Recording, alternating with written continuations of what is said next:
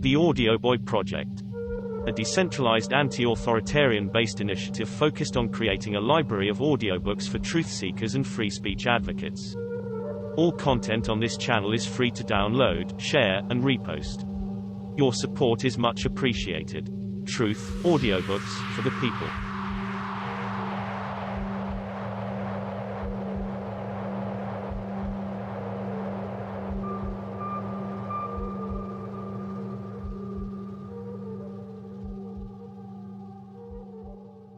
Dumbing Us Down, The Hidden Curriculum of Compulsory Schooling, by John Taylor Gatto.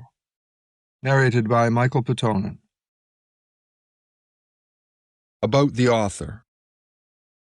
I'm here to talk to you about ideas.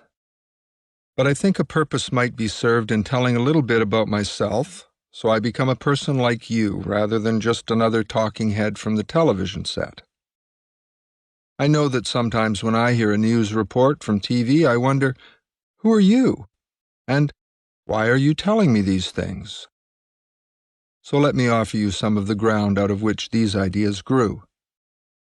I've worked as a New York City school teacher for the past 30 years, teaching for some of that time elite children from Manhattan's Upper West Side, between Lincoln Center, where the opera is, and Columbia University, where the defense contracts are. And teaching, in most recent years, children from Harlem and Spanish Harlem whose lives are shaped by the dangerous undercurrents of the industrial city in decay. I've taught at 6 different schools in that time. My present school is in the shadow of St. John the Divine Cathedral, the largest Gothic structure in the United States, and not a long walk from the famous Museum of Natural History and the Metropolitan Museum of Art. About 3 blocks from my school is the spot where the Central Park jogger, as media mythology refers to her, was raped and brutally beaten a few years ago. 7 of the 9 attackers went to schools in my district. My own perspective on things, however, was shaped a long way from New York City, in the river town of Monongahela, Pennsylvania, 40 miles southeast of Pittsburgh. In those days, Monongahela was a place of steel mills and coal mines, of paddle-wheel river steamers churning the emerald green water chemical orange, of respect for hard work and family life. Monongahela was a place with muted class distinctions since everyone was more or less poor, although very few, I suspect, knew they were poor. It was a place where independence, toughness, and self-reliance were honored. A place where pride in ethnic and local culture was very intense. It was an altogether wonderful place to grow up, even to grow up poor. People talked to each other, minding each other's business instead of the abstract business of the world. Indeed, the larger world hardly extended beyond Pittsburgh, a wonderful dark steel city worth a trip to see once or twice a year. Nobody in my memory felt confined by Monongahela or dwelled within my earshot on the possibility they were missing something important by not being elsewhere. My grandfather was the town printer and had been for a time the publisher of the town newspaper, the Daily Republican, a name that attracted some attention because the town was a stronghold of the Democratic Party. From my grandfather and his independent German ways, I learned a great deal that I might have missed if I had grown up in a time, like today, when old people are put away in a home or kept out of sight. Living in Manhattan has been for me in many ways like living on the moon. Even though I've been here for 35 years, my heart and habit are still in Monongahela. Nevertheless, the shock of Manhattan's very different society and values sharpened my sense of difference and made me an anthropologist as well as a school teacher. Over the past 30 years, I've used my classes as a laboratory where I could learn a broader range of what human possibility is, the whole catalog of hopes and fears, and also as a place where I could study what releases and what inhibits human power. During that time, I've come to believe that genius is an exceedingly common human quality, probably natural to most of us. I didn't want to accept that notion. Far from it. My own training in 2 elite universities taught me that intelligence and talent distributed themselves economically over a bell curve, and that human destiny, because of those mathematical, seemingly irrefutable scientific facts, was as rigorously determined as John Calvin contended. The trouble was that the unlikeliest kids kept demonstrating to me at random moments so many of the hallmarks of human excellence: insight, wisdom, justice, resourcefulness, courage, originality, that I became confused. They didn't do this often enough to make my teaching easy, but they did it often enough that I began to wonder, reluctantly, whether it was possible that being in school itself was what was dumbing them down. Was it possible I had been hired not to enlarge children's power but to diminish it? That seemed crazy on the face of it, but slowly I began to realize that the bells and the confinement, the crazy sequences, the age segregation, the lack of privacy, the constant surveillance, and all the rest of the national curriculum of schooling were designed exactly as if someone had set out to prevent children from learning how to think and act, to coax them into addiction and dependent behavior. Bit by bit, I began to devise guerrilla exercises to allow as many of the kids I taught as possible the raw material people have always used to educate themselves: privacy, choice, freedom from surveillance, and as broad a range of situations and human associations as my limited power and resources could manage. In simpler terms, I tried to maneuver them into positions where they would have a chance to be their own teachers and to make themselves the major text of their own education. In theoretical, metaphorical terms, the idea I began to explore was this one: that teaching is nothing like the art of painting, whereby the addition of material to a surface an image is synthetically produced, but more like the art of sculpture, whereby the subtraction of material an image already locked in the stone is enabled to emerge. It is a crucial distinction.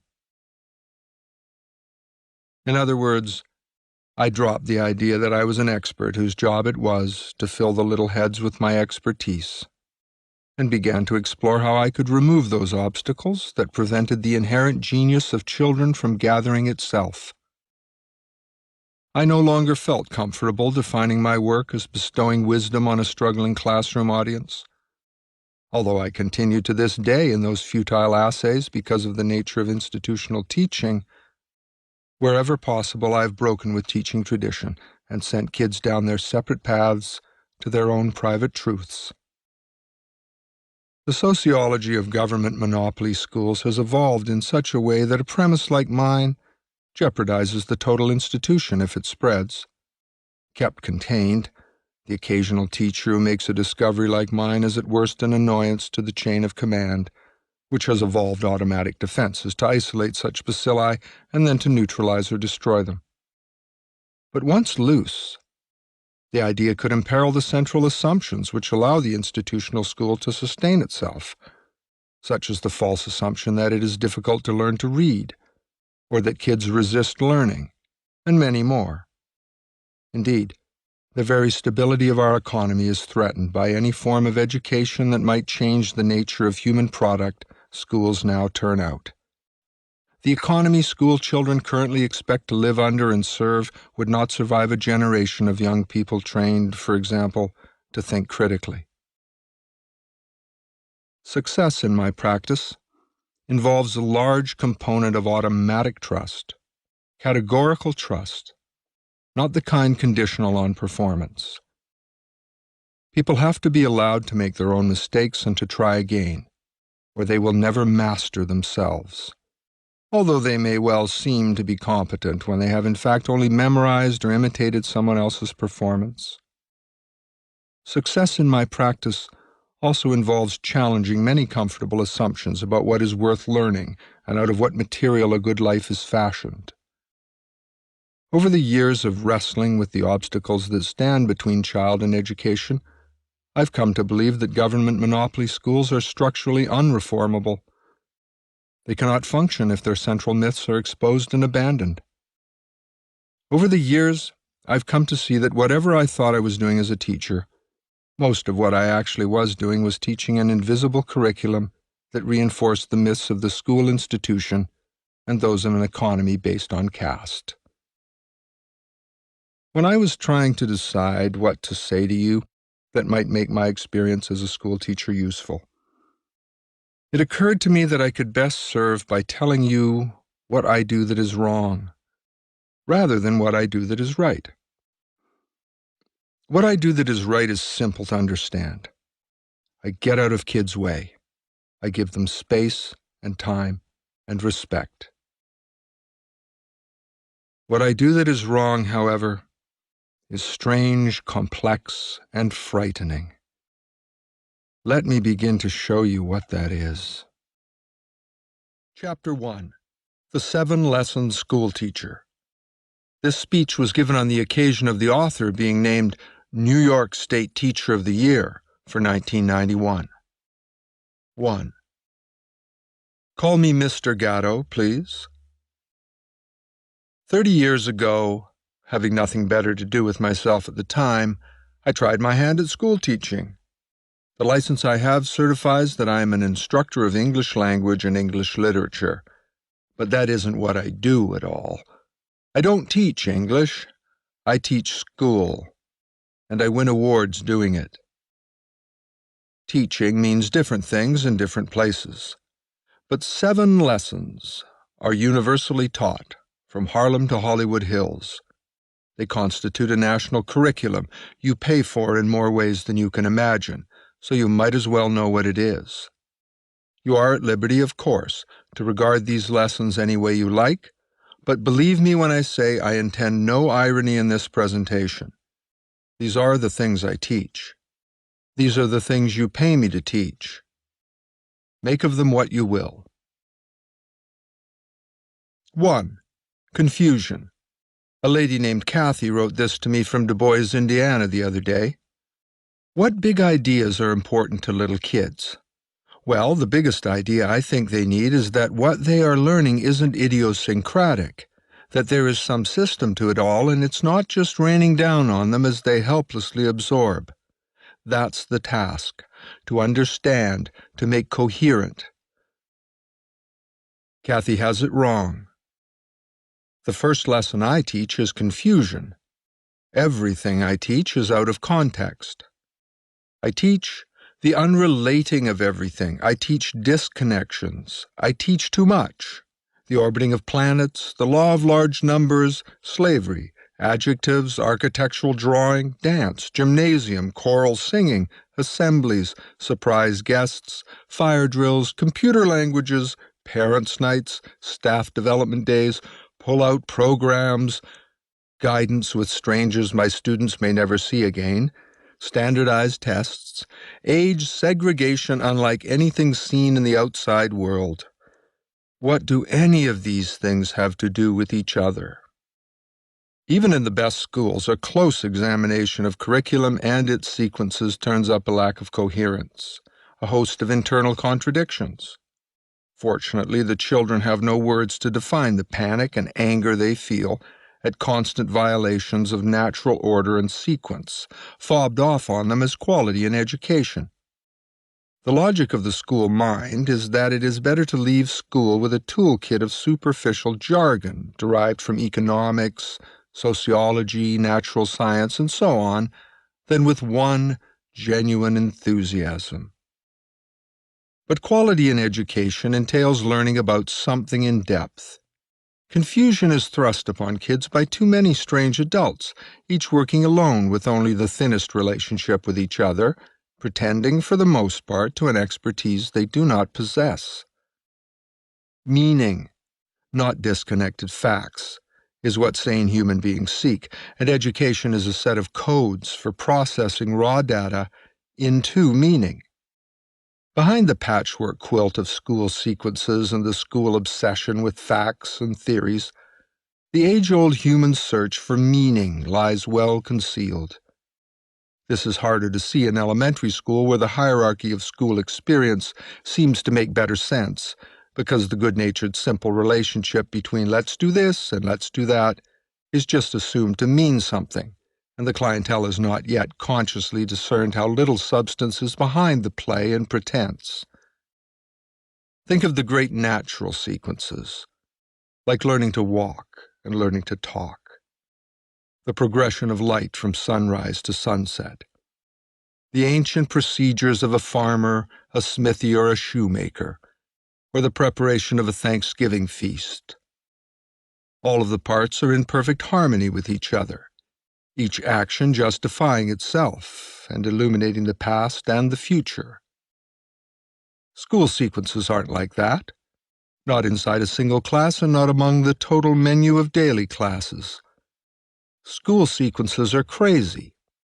There's no particular reason for any of them, nothing that bears close scrutiny.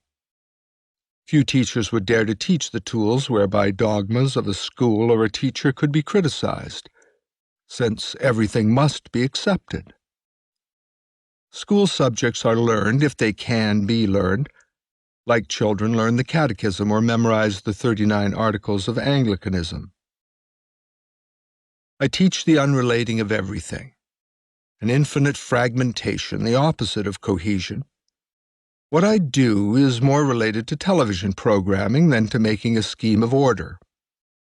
In a world where home is only a ghost because both parents work, or because of too many moves or too many job changes or too much ambition, or because something else has left everybody too confused to maintain a family relation, I teach students how to accept confusion as their destiny. That's the first lesson I teach. 2. Class position. The second lesson I teach is class position. I teach that students must stay in the class where they belong. I don't know who decides my kids belong there, but that's not my business. The children are numbered so that if any get away, they can be returned to the right class.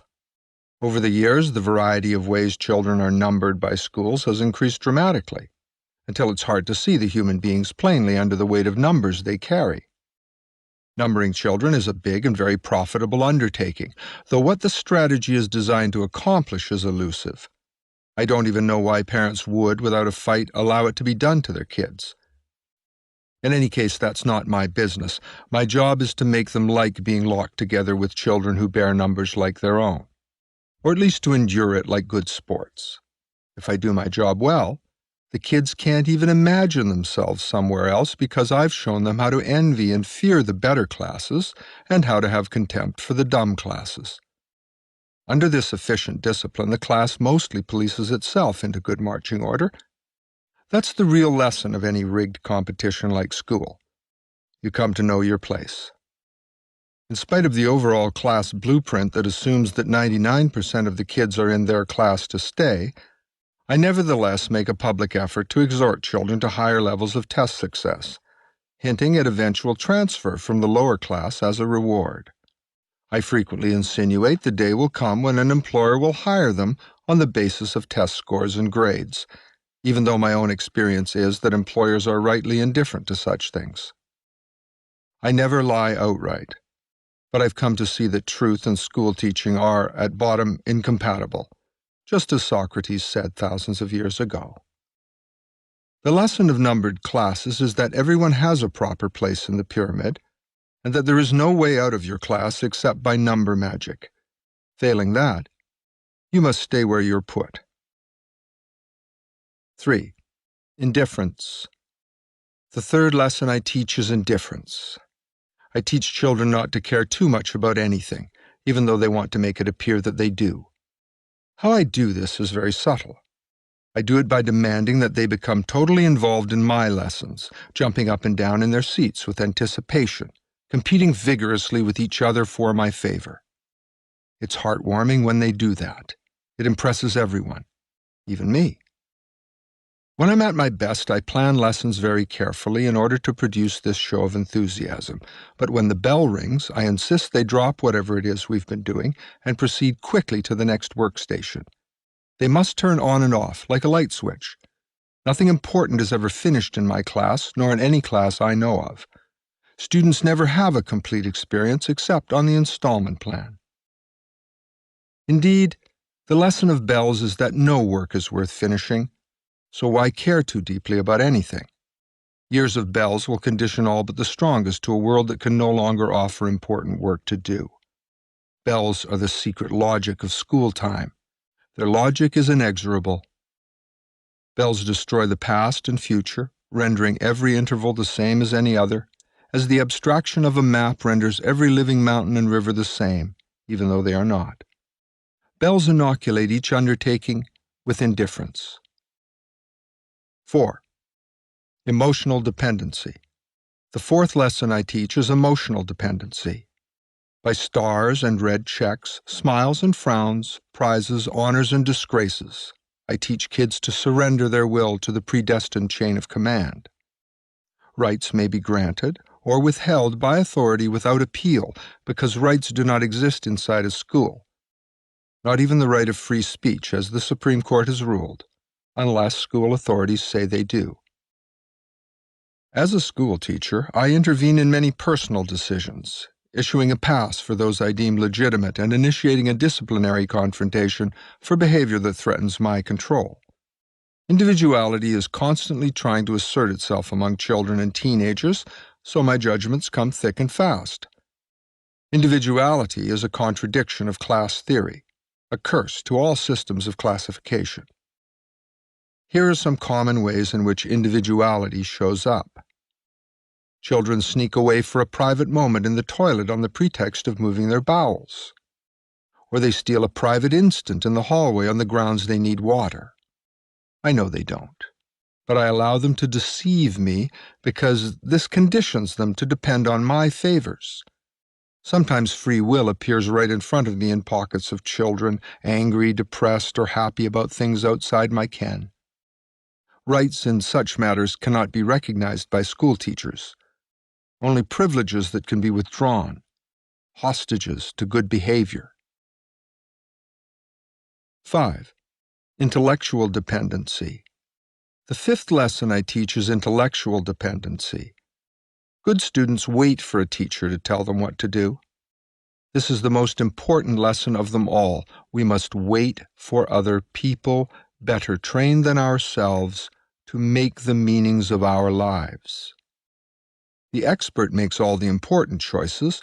Only I, the teacher, can determine what my kids must study, or rather only the people who pay me can make those decisions, which I then enforce. If I'm told that evolution is a fact instead of a theory, I transmit that as ordered, punishing deviants who resist what I have been told to tell them to think. This power to control what children will think lets me separate successful students from failures very easily. Successful children do the thinking I assign them, with a minimum of resistance and a decent show of enthusiasm. Of the millions of things of value to study, I decide what few we have time for. Actually, though this is decided by my faceless employers, the choices are theirs. Why should I argue? Curiosity has no important place in my work, only conformity. Bad kids fight this, of course, even though they lack the concepts to know what they're fighting, struggling to make decisions for themselves about what they will learn and when they will learn it. How can we allow that and survive as school teachers? Fortunately, there are tested procedures to break the will of those who resist.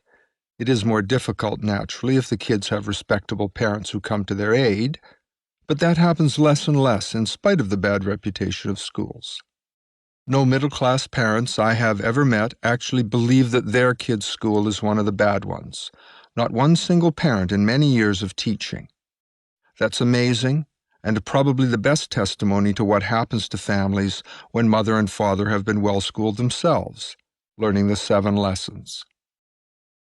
Good people wait for an expert to tell them what to do. It's hardly an exaggeration to say that our entire economy depends upon this lesson being learned. Think of what might fall apart if children weren't trained to be dependent. The social services could hardly survive. They would vanish, I think, into the recent historical limbo out of which they arose. Counselors and therapists would look on in horror as the supply of psychic invalids vanished. Commercial entertainment of all sorts, including television, would wither as people learned again how to make their own fun, Restaurants, the prepared food industry, and a whole host of other assorted food services would be drastically downsized if people returned to making their own meals rather than depending on strangers to plant, pick, chop, and cook for them. Much of modern law, medicine, and engineering would go too, as well as the clothing business and school teaching, unless a guaranteed supply of helpless people continued to pour out of our schools each year. Don't be too quick to vote for radical school reform if you want to continue getting a paycheck. We've built a way of life that depends on people doing what they're told because they don't know how to tell themselves what to do. It's one of the biggest lessons I teach. 6. Provisional self-esteem. The 6th lesson I teach is provisional self-esteem. If you've ever tried to wrestle into line kids whose parents have convinced them to believe they'll be loved in spite of anything, you know how impossible it is to make self-confident spirits conform. Our world wouldn't survive a flood of confident people very long, so I teach that a kid's self-respect should depend on expert opinion. My kids are constantly evaluated and judged. A monthly report, impressive in its provision, is sent into a student's home to elicit approval or mark exactly down to a single percentage point how dissatisfied with the child a parent should be. The ecology of good schooling depends on perpetuating dissatisfaction, just as the commercial economy depends on the same fertilizer. Although some people might be surprised how little time or reflection goes into making up these mathematical records, the cumulative weight of these objective-seeming documents establishes a profile that compels children to arrive at certain decisions about themselves and their futures based on the casual judgment of strangers. Self-evaluation, the staple of every major philosophical system that ever appeared on the planet, is never considered a factor. The lesson of report cards, grades, and tests is that children should not trust themselves or their parents, but should instead rely on the evaluation of certified officials. People need to be told what they are worth. 7. One can't hide. The 7th lesson I teach is that one can't hide. I teach students that they are always watched, that each is under constant surveillance by me and my colleagues. There are no private spaces for children. There is no private time. Class change lasts exactly 300 seconds to keep promiscuous fraternization at low levels. Students are encouraged to tattle on each other or even to tattle on their own parents. Of course, I encourage parents to file reports about their own child's waywardness too. A family trained to snitch on itself isn't likely to conceal any dangerous secrets. I assign a type of extended schooling called homework so that the effect of surveillance, if not the surveillance itself, travels into private households, where students might otherwise use free time to learn something unauthorized from a father or mother, by exploration or by apprenticing to some wise person in the neighborhood. Disloyalty to the idea of schooling is a devil always ready to find work for idle hands.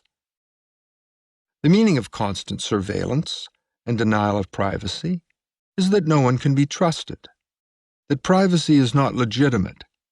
Surveillance is an ancient imperative, espoused by certain influential thinkers, a central prescription set down in the Republic, the City of God, the Institutes of the Christian Religion, New Atlantis, Leviathan, and a host of other places.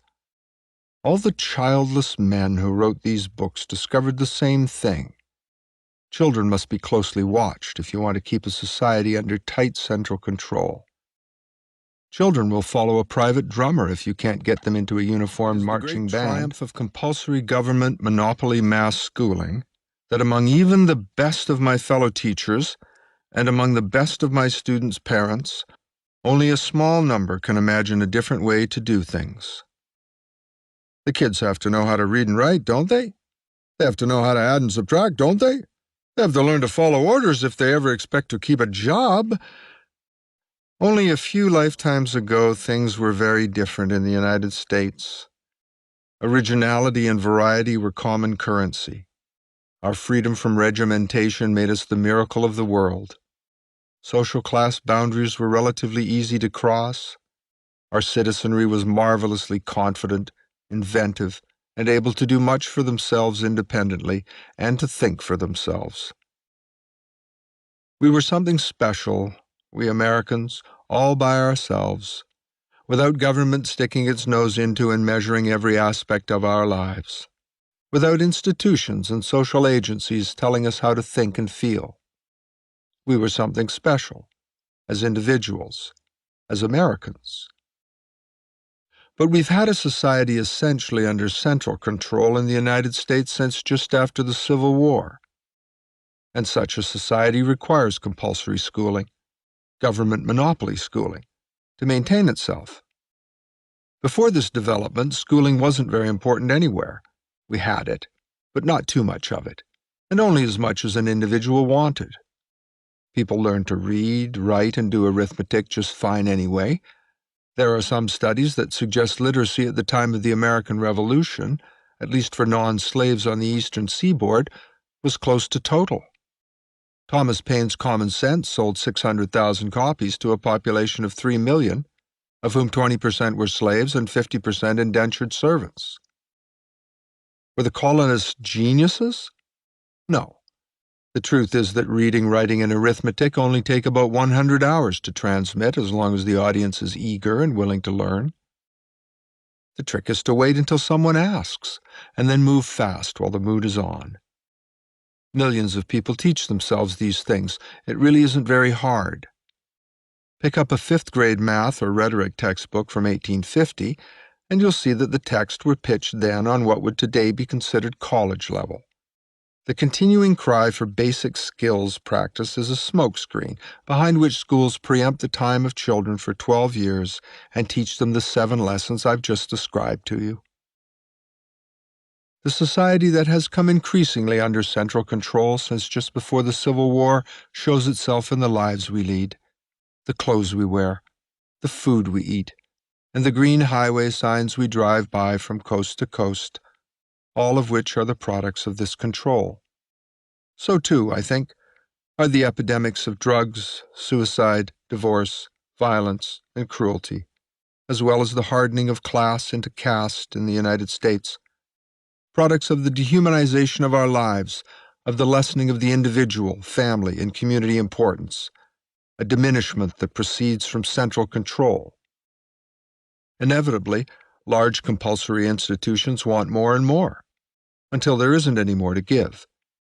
School takes our children away from any possibility of an active role in community life. In fact, it destroys communities by relegating the training of children to the hands of certified experts. And by doing so, it ensures our children cannot grow up fully human. Aristotle taught that without a fully active role in community life, one could not hope to become a healthy human being. Surely he was right. Look around you the next time you're near a school or an old people's reservation if you wish for demonstration. School, as it was built, is an essential support system for a model of social engineering that condemns most people to be subordinate stones in a pyramid that narrows as it ascends to a terminal of control.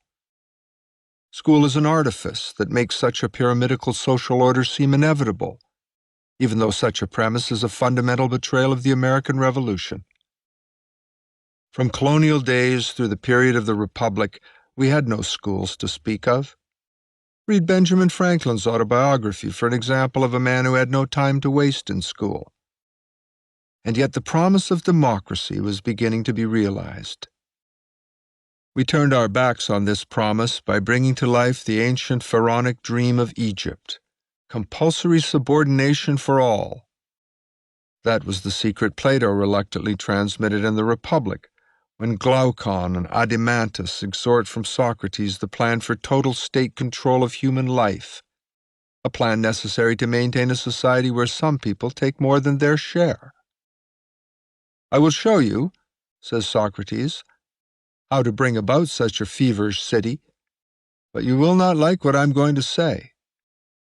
And so the blueprint of the 7-lesson school was first sketched. The current debate about whether we should have a national curriculum is phony. We already have a national curriculum locked up in the 7 lessons I've just outlined. Such a curriculum produces physical, moral, and intellectual paralysis, and no curriculum of content will be sufficient to reverse its hideous effects. What is currently under discussion in our national hysteria about failing academic performance misses the point. Schools teach exactly what they are intended to teach, and they do it well. How to be a good Egyptian and remain in your place in the pyramid. 3. None of this is inevitable. None of it is impossible to overthrow. We do have choices in how we bring up young people. There is no one right way. If we broke through the power of the pyramidical illusion, we would see that. There's no life and death international competition threatening our national existence. Difficult as that idea is even to think about, let alone believe, in the face of a continual media barrage of myth to the contrary. In every important material respect, our nation is self-sufficient, including in energy. I realize that idea runs counter to the most fashionable thinking of political economists, but the profound transformation of our economy these people talk about is neither inevitable nor irreversible. Global economics does not speak to the public need for meaningful work, affordable housing, fulfilling education, adequate medical care, a clean environment, honest and accountable government, social and cultural renewal, or simple justice. All global ambitions are based on a definition of productivity and the good life so alienated from common human reality that I am convinced it is wrong, and that most people would agree with me if they could perceive an alternative. We might be able to see that if we regained a hold on a philosophy that locates meaning where meaning is genuinely to be found, in families, in friends, in the passage of seasons, in nature, in simple ceremonies and rituals, in curiosity, generosity, compassion, and service to others, in a decent independence and privacy, in all the free and inexpensive things out of which real families, real friends, and real communities are built, then we would be so self-sufficient we would not even need the material sufficiency which our global experts are so insistent we be concerned about. How did these awful places, these schools, come about? Well, casual schooling has always been with us in a variety of forms, a mildly useful adjunct to growing up. But modern schooling as we know it is a byproduct of the two Red Scares of 1848 and 1919, when powerful interests feared a revolution among our own industrial poor. Partly, too, total schooling came about because old-line American families were appalled by the native cultures of Celtic, Slavic, and Latin immigrants of the 1840s, and felt a repugnance toward the Catholic religion they brought with them. Certainly, a third contributing factor in creating a jail for children called school must have been the consternation with which these same Americans regarded the movement of African Americans through the society in the wake of the Civil War. Look again at the 7 lessons of school teaching: confusion, class position, indifference, emotional and intellectual dependency, conditional self-esteem, and surveillance. All of these lessons are prime training for permanent underclasses, people deprived forever of finding the center of their own special genius. And over time, this training is shaken loose from its original purpose, to regulate the poor. For since the 1920s, the growth of the school bureaucracy, as well as the less visible growth of a horde of industries that profit from schooling exactly as it is, has enlarged this institution's original grasp to the point that it now seizes the sons and daughters of the middle classes as well. Is it any wonder Socrates was outraged at the accusation he took money to teach? Even then, philosophers saw clearly the inevitable direction the professionalization of teaching would take, that of preempting the teaching function, which in a healthy community belongs to everyone. With lessons like the one I teach day after day, it should be little wonder we have a real national crisis, the nature of which is very different from that proclaimed by the national media. Young people are indifferent to the adult world and to the future, indifferent to almost everything except the diversion of toys and violence. Rich or poor, school children who face the 21st century cannot concentrate on anything for very long. They have a poor sense of time past and time to come. They are mistrustful of intimacy like the children of divorce they really are, for we have divorced them from significant parental attention.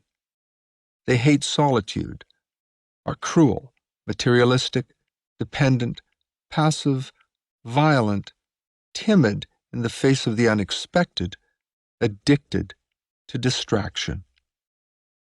All the peripheral tendencies of childhood are nourished and magnified to a grotesque extent by schooling, which, through its hidden curriculum, prevents effective personality development. Indeed, without exploiting the fearfulness, selfishness, and inexperience of children, our schools could not survive at all, nor could I, as a certified school teacher. No common school that actually dared to teach the use of critical thinking tools, like the dialectic, the heuristic, or other devices that free minds should employ, would last very long before being torn to pieces. In our secular society, school has become the replacement for church, and like church, it requires that its teachings must be taken on faith. It's time that we squarely face the fact that institutional school teaching is destructive to children. Nobody survives the 7-lesson curriculum completely unscathed, not even the instructors. The method is deeply and profoundly anti-educational. No tinkering will fix it. In one of the great ironies of human affairs, the massive rethinking the schools require would cost so much less than we are spending now that powerful interests cannot afford to let it happen. You must understand that first and foremost the business I'm in is a jobs project and an agency for letting contracts. We cannot afford to save money by reducing the scope of our operation or by diversifying the product we offer, even to help children grow up right. That is the iron law of institutional schooling. It is a business, subject neither to normal accounting procedures nor to the rational scalpel of competition. Some form of free market system in public schooling is the likeliest place to look for answers. A free market where family schools and small entrepreneurial schools and religious schools and craft schools and farm schools exist in profusion to compete with government education. I'm trying to describe a free market in schooling exactly like the one the country had until the Civil War. One in which students volunteer for the kind of education that suits them, even if that means self-education. It didn't hurt Benjamin Franklin that I can see. These options exist now in miniature, wonderful survivals of a strong and vigorous past. But they are available only to the resourceful, the courageous, the lucky, or the rich.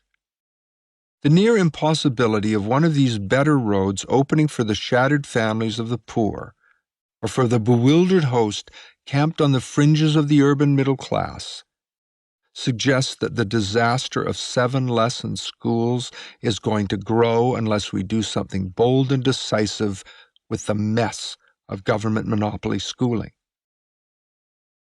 After an adult lifetime spent teaching school, I believe that the method of mass schooling is its only real content.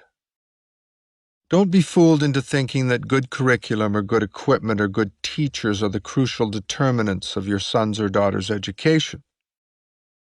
All the pathologies we've considered come about in large measure because the lessons of school prevent children from keeping important appointments with themselves and with their families to learn lessons in self-motivation, perseverance, self-reliance, courage, dignity, and love, and lessons in service to others, too, which are among the key lessons of home and community life. 30 years ago, these lessons could still be learned in the time left after school. But television has eaten up most of that time, and a combination of television and the stresses peculiar to two-income or single-parent families has swallowed up most of what used to be family time as well. Our kids have no time left to grow up fully human, and only thin soil wastelands to do it in.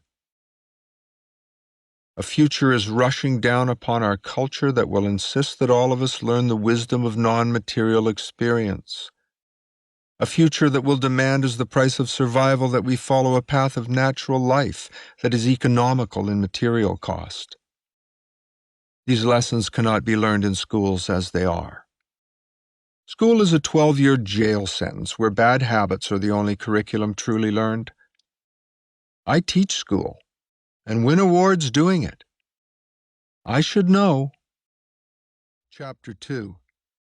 The Psychopathic School. This speech was given by the author on the 31st of January 1990 in accepting an award from the New York State Senate, naming him New York City Teacher of the Year.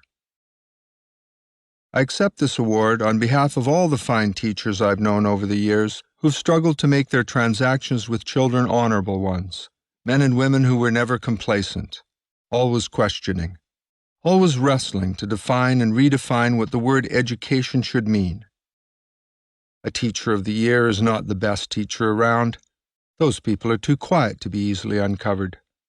But she or he is a standard bearer, representative of these private people who spend their lives gladly in the service of children. This is their award as well as mine. 1. We live in a time of great school crisis, linked to an even greater social crisis. Our nation ranks at the bottom of 19 industrial nations in reading, writing, and arithmetic. At the very bottom, the world's narcotic economy is based upon our consumption of this commodity. If we didn't buy so many powdered dreams, the business would collapse. And schools are an important sales outlet. Our teenage suicide rate is the highest in the world, and suicidal kids are rich kids for the most part, not the poor. In Manhattan, 70% of all new marriages last less than 5 years. So something is wrong for sure. This great crisis that we witness in our schools is interlinked with the greater social crisis in the community. We seem to have lost our identity. Children and old people are penned up and locked away from the business of the world to a degree without precedent. Nobody talks to them anymore. And without children and old people mixing in daily life, a community has no future and no past, only a continuous present. In fact, the term community hardly applies to the way we interact with each other.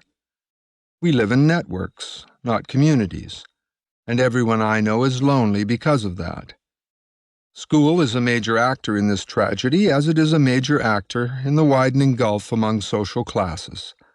Using school as a sorting mechanism, we appear to be on the way to creating a caste system, complete with untouchables who wander through subway trains begging and who sleep upon the streets. I've noticed a fascinating phenomenon in my 30 years of teaching. Schools and schooling are increasingly irrelevant to the great enterprises of the planet. No one believes anymore that scientists are trained in science classes, or politicians in civics classes, or poets in English classes. The truth is that schools don't really teach anything except how to obey orders. This is a great mystery to me, because thousands of humane, caring people work in schools as teachers and aides and administrators. But the abstract logic of the institution overwhelms their individual contributions. Although teachers do care and do work very, very hard, the institution is psychopathic. It has no conscience. It rings a bell, and the young man in the middle of writing a poem must close his notebook and move to a different cell, where he must memorize that humans and monkeys derive from a common ancestor. 2. Our form of compulsory schooling is an invention of the state of Massachusetts around 1850. It was resisted, sometimes with guns, by an estimated 80% of the Massachusetts population, the last outpost in Barnstable on Cape Cod not surrendering its children until the 1880s, when the area was seized by militia and children marched to school under guard. Now here is a curious idea to ponder. Senator Ted Kennedy's office released a paper not long ago claiming that prior to compulsory education, the state literacy rate was 98%, and after it, the figure never exceeded 91%, where it stands in 1990. Here's another curiosity to think about. The homeschooling movement has quietly grown to a size where 1.5 million young people are being educated entirely by their own parents. Last month, the Education Press reported the amazing news that, in their ability to think, children schooled at home seem to be 5 or even 10 years ahead of their formally trained peers. 3. I don't think we'll get rid of schools anytime soon, certainly not in my lifetime. But if we're going to change what's rapidly becoming a disaster of ignorance, we need to realize that the school institution schools very well, though it does not educate. That's inherent in the design of the thing. It's not the fault of bad teachers or too little money spent. It's just impossible for education and schooling ever to be the same thing. Schools were designed by Horace Mann and by Sears and Harper of the University of Chicago, and by Thorndike of Columbia Teachers College, and by some other men, to be instruments for the scientific management of mass population. Schools are intended to produce, through the application of formulas, formulaic human beings whose behavior can be predicted and controlled. To a very great extent, schools succeed in doing this, but in a national order increasingly disintegrated, in a national order in which the only successful people are independent, self-reliant, confident, and individualistic, because community life which protects the dependent and the weak is dead, and only networks remain, the products of schooling are, as I've said, irrelevant. Well-schooled people are irrelevant. They can sell film and razor blades, push paper and talk on telephones, or sit mindlessly before a flickering computer terminal, but as human beings, they are useless to others, and useless to themselves. The daily misery around us is, I think, in large measure caused by the fact that, as Paul Goodman put it 30 years ago, we force children to grow up absurd. Any reform in schooling has to deal with its absurdities. It is absurd and anti-life to be part of a system that compels you to sit in confinement with people of exactly the same age and social class. That system effectively cuts you off from the immense diversity of life and the synergy of variety. Indeed, it cuts you off from your own past and future, sealing you in a continuous present, much the same way television does. It is absurd and anti-life to move from cell to cell at the sound of a gong for every day of your natural youth in an institution that allows you no privacy and even follows you into the sanctuary of your home, demanding that you do its homework. How will they learn to read, you ask?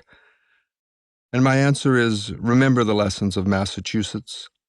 When children are given whole lives instead of age-graded ones in cell blocks, they learn to read, write, and do arithmetic with ease, if those things make sense in the kind of life that unfolds around them. But keep in mind that in the United States, almost nobody who reads, writes, or does arithmetic gets much respect. We are a land of talkers. We pay talkers the most, and admire talkers the most, and so our children talk constantly, following the public models of television and school teachers. It's very difficult to teach the basics anymore because they really aren't basic to the society we've made. 4. Two institutions at present control our children's lives: television and schooling in that order. Both of these reduce the real world of wisdom, fortitude, temperance, and justice to a never-ending non-stop abstraction. In centuries past, the time of childhood and adolescence would have been occupied in real work, real charity, real adventures, and the realistic search for mentors who might teach what you really wanted to learn. A great deal of time was spent in community pursuits, practicing affection, meeting and studying every level of the community, learning how to make a home, and dozens of other tasks necessary to becoming a whole man or woman. But here is the calculus of time the children I teach must deal with. Out of the 168 hours in each week, my children sleep 56. That leaves them 112 hours a week out of which to fashion a self. According to recent reports, children watch 55 hours of television a week. That then leaves them 57 hours a week in which to grow up. My children attend schools 30 hours a week, use about 8 hours getting ready for and traveling to and from school, and spend an average of 7 hours a week in homework, a total of 45 hours. During that time, they're under constant surveillance. They have no private time or private space, and are disciplined if they try to assert individuality in the use of time or space. That leaves them 12 hours a week, out of which to create a unique consciousness. Of course, my kids eat too, and that takes some time. Not much, because they've lost the tradition of family dining. But if we allot 3 hours a week to evening meals, we arrive at a net amount of private time for each child of 9 hours per week. It's not enough, is it? The richer the kid, of course, the less television he or she watches. But the rich kid's time is just as narrowly prescribed by a somewhat broader catalog of commercial entertainments and the inevitable assignment to a series of private lessons in areas seldom of his or her own choice. But these activities are just a more cosmetic way to create dependent human beings, unable to fill their own hours, unable to initiate lines of meaning to give substance and pleasure to their existence. It's a national disease, this dependency and aimlessness, and I think schooling and television and lessons have a lot to do with it. Think of the phenomena which are killing us as a nation: narcotic drugs, brainless competition, recreational sex, the pornography of violence, gambling, and alcohol, and the worst pornography of all, lives devoted to buying things, accumulation as a philosophy. All of these are addictions of dependent personalities, and this is what our brand of schooling must inevitably produce. 5. I want to tell you what the effect on our children is of us taking all their time from them, time they need to grow up, and forcing them to spend it on abstractions. You need to hear this because any reform that doesn't attack these specific pathologies will be nothing more than a facade. 1. The children I teach are indifferent to the adult world. This defies the experience of thousands of years.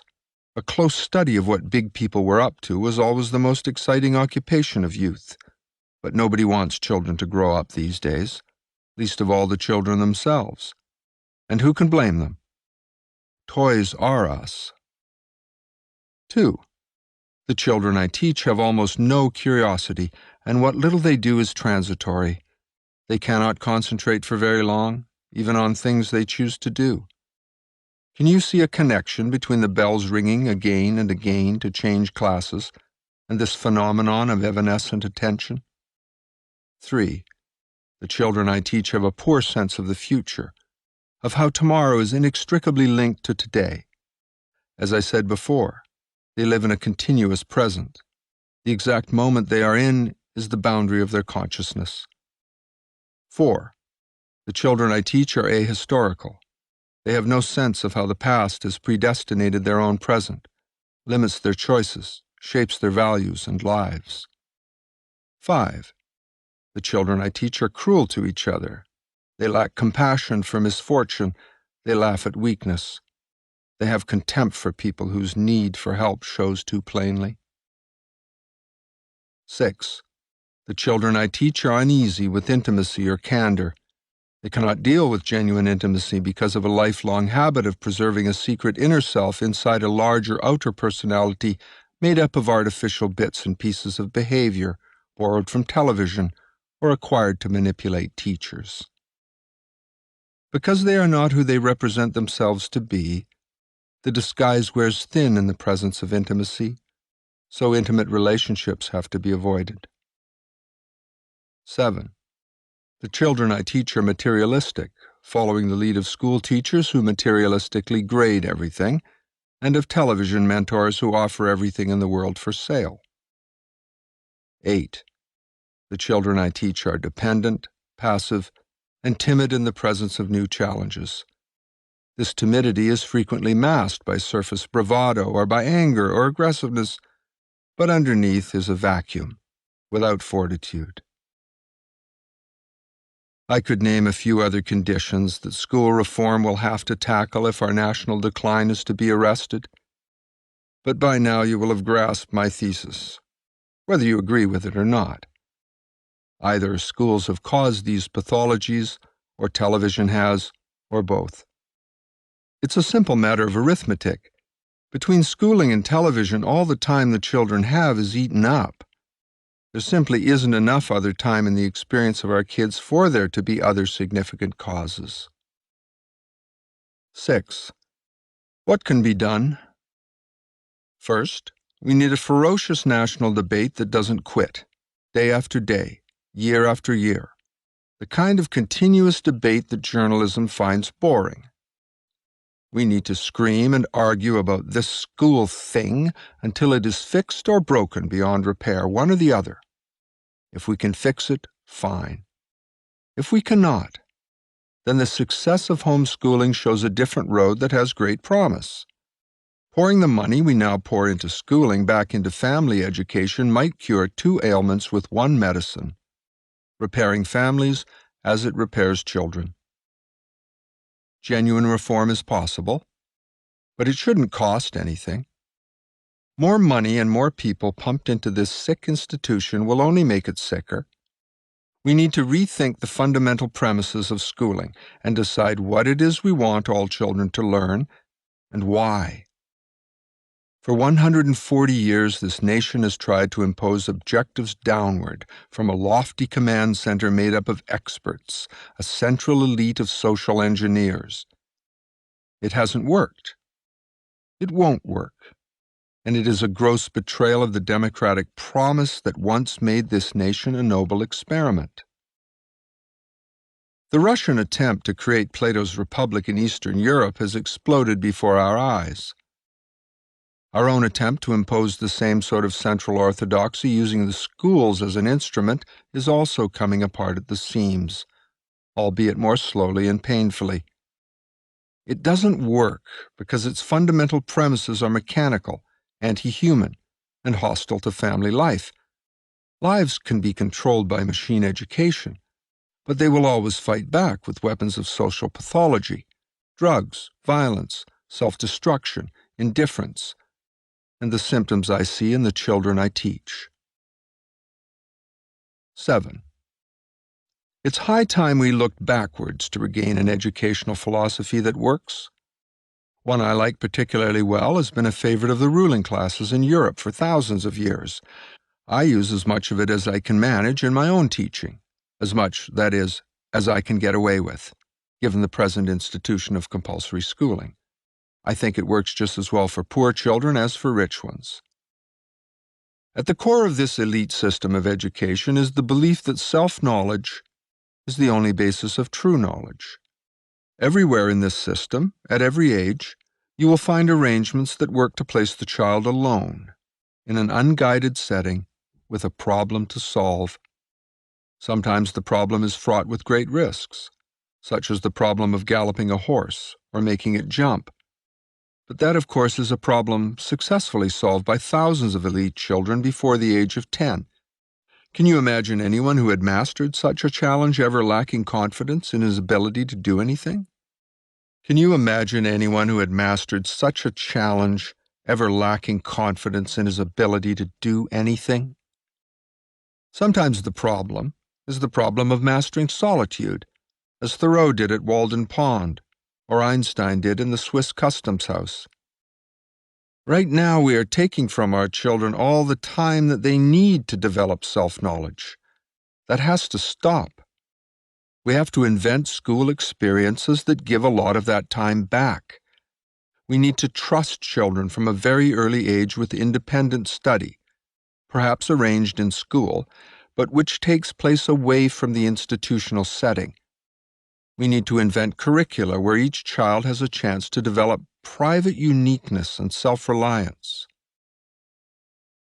A short time ago, I took $70 and sent a 12-year-old girl from my class, with her non-English-speaking mother, on a bus down the New Jersey coast to take the police chief of Seabright to lunch and apologize for polluting his beach with a discarded Gatorade bottle. In exchange for this public apology, I had arranged with the police chief for the girl to have a one-day apprenticeship in small-town police procedures. A few days later, two of my 12-year-old kids traveled alone from Harlem to West 31st Street, where they began an apprenticeship with a newspaper editor. Later, three of my kids found themselves in the middle of the Jersey swamps at 6 in the morning, studying the mind of a trucking company president as he dispatched 18-wheelers to Dallas, Chicago, and Los Angeles. Are these special children in a special program? Well, in one sense, yes, but nobody knows about this program except I and the kids. They're just nice kids from Central Harlem, bright and alert, but so badly schooled when they came to me that most of them couldn't add or subtract with any fluency, and not a single one knew the population of New York City or how far New York is from California. Does that worry me? Of course. But I'm confident that as they gain self-knowledge, they'll also become self-teachers. And only self-teaching has any lasting value. We've got to give kids independent time right away, because that is the key to self-knowledge, and we must re-involve them with the real world as fast as possible so that their independent time can be spent on something other than abstraction. This is an emergency. It requires drastic action to correct. 8. What else does a restructured school system need? It needs to stop being a parasite on the working community. Of all the pages in the human ledger, only our tortured country has warehoused children and asked nothing of them in service of the general good. For a while, I think we need to make community service a required part of schooling. Besides the experience of acting unselfishly that it will teach, it's the quickest way to give young children real responsibility in the mainstream of life. For 5 years, I ran a guerrilla school program where I had every kid, rich and poor, smart and dipsy, given 320 hours a year of hard community service. Dozens of those kids came back to me years later, grown up, and told me that the experience of helping someone else had changed their lives. It had taught them to see in new ways, to rethink goals and values. It happened when they were 13 in my lab school program, and was only possible because my rich school district was in chaos. When stability returned, the lab closed. It was too successful with a widely mixed group of kids at too small a cost to be allowed to continue. Independent study, community service, adventures and experience, large doses of privacy and solitude, 1,000 different apprenticeships, the one-day variety or longer, these are all powerful, cheap, and effective ways to start a real reform of schooling. But no large-scale reform is ever going to work to repair our damaged children and our damaged society until we force open the idea of school to include family as the main engine of education. If we use schooling to break children away from parents, and make no mistake, that has been the central function of schools since John Cotton announced it as the purpose of the Bay Colony schools in 1650, and Horace Mann announced it as the purpose of Massachusetts schools in 1850. We're going to continue to have the horror show we have right now. The curriculum of family is at the heart of any good life. We've gotten away from that curriculum. It's time to return to it. The way to sanity in education is for our schools to take the lead in releasing the stranglehold of institutions on family life. To promote during school time confluences of parent and child that will strengthen family bonds. That was my real purpose in sending the girl and her mother down the Jersey coast to meet the police chief. I have many ideas for formulating a family curriculum, and my guess is that a lot of you have many ideas too.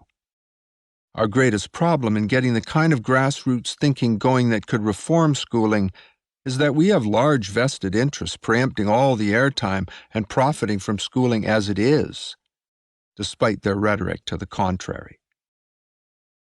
We have to demand that new voices and new ideas get a hearing.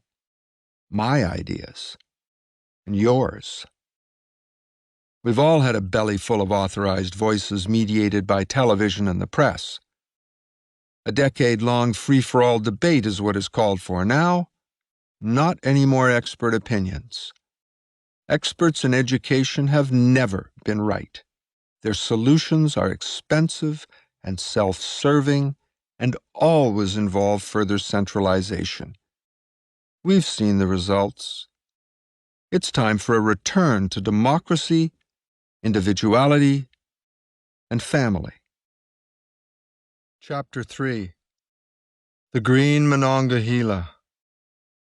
Awarded first prize, Geraldine Dodge Foundation, Columbia University National Essay Contest. In the beginning, I became a teacher without realizing it. At the time, I was growing up on the banks of the Green Monongahela River, 40 miles southwest of Pittsburgh, and on the banks of that deep, green, and always mysterious river, I became a student, too, master of the flight patterns of blue dragonflies, and cunning adversary of the iridescent ticks that infested the riverbank willows. "Mind you watch the ticks, Jackie," Grandmother Mossy would call as I headed for the riverbank, summer and winter, only a 2-minute walk from 2nd Street, where I lived across the trolley tracks of Main Street and the Pennsylvania Railroad tracks that paralleled them. I watched the red and yellow ticks chewing holes in the pale green leaves as I ran to the riverbank.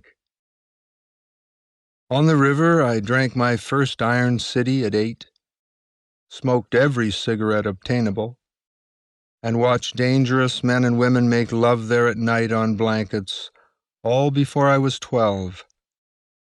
It was my laboratory. I learned to watch closely and draw conclusions there. How did the river make me a teacher? Listen, it was alive with paddle wheel steamers in center channel, the turning paddles churning up clouds of white spray, making the green river boil bright orange where its chemical undercurrent was troubled. From shore you could clearly hear the loud thump, thump, thump on the water. From all over town young boys ran, gazing in awe, a dozen times a day. No one ever became indifferent to these steamers because nothing important can ever really be boring. You can see the difference, can't you, between those serious boats and the truly boring spacecraft of the past few decades, just flying junk without a purpose a boy can believe in? It's hard to feign an interest even now that I teach for a living and would like to pretend for the sake of the New York kids who won't have paddle wheelers in their lives. The rockets are dull toys children in Manhattan put aside the day after Christmas, never to be touched again. The riverboats were serious magic, clearly demarcating the world of boys from the world of men. Levi-Strauss would know how to explain. In Monongahela, by that river, everyone was my teacher. Daily, it seemed to a boy, one of the mile-long trains would stop in town to take on water and coal, or for some mysterious reason. The brakeman and engineer would step among snot-nosed kids and spin railroad yarns, let us run in and out of boxcars, over and under flat cars, tank cars, coal cars, and a number of other specialty cars whose function we memorized as easily as we memorized enemy plane silhouettes. Once a year, maybe, we got taken into the caboose that reeked of stale beer to be offered a bologna on white bread sandwich. The anonymous men lectured, advised, and inspired the boys of Monongahela. That was as much their job as driving the trains. Sometimes a riverboat would stop in mid-channel and discharge a crew who had rowed ashore, tying their skiff to one of the willows. That was the excuse for every rickety skiff in the 12-block-long town to fill up with kids, pulling like Vikings, sometimes with sticks instead of oars, to raid the Belle of Pittsburgh, or the original River Queen. Some kind of natural etiquette was at work in Monongahela. The rules didn't need to be written down. If men had time, they showed boys how to grow up. We didn't whine when our time was up. Men had work to do. We understood that and scampered away, grateful for the flash of our own futures they had time to reveal, however small it was. I was arrested 3 times growing up in Monongahela, or rather picked up by the police and taken to jail to await a visit from Pappy to spring me. I wouldn't trade those times for anything.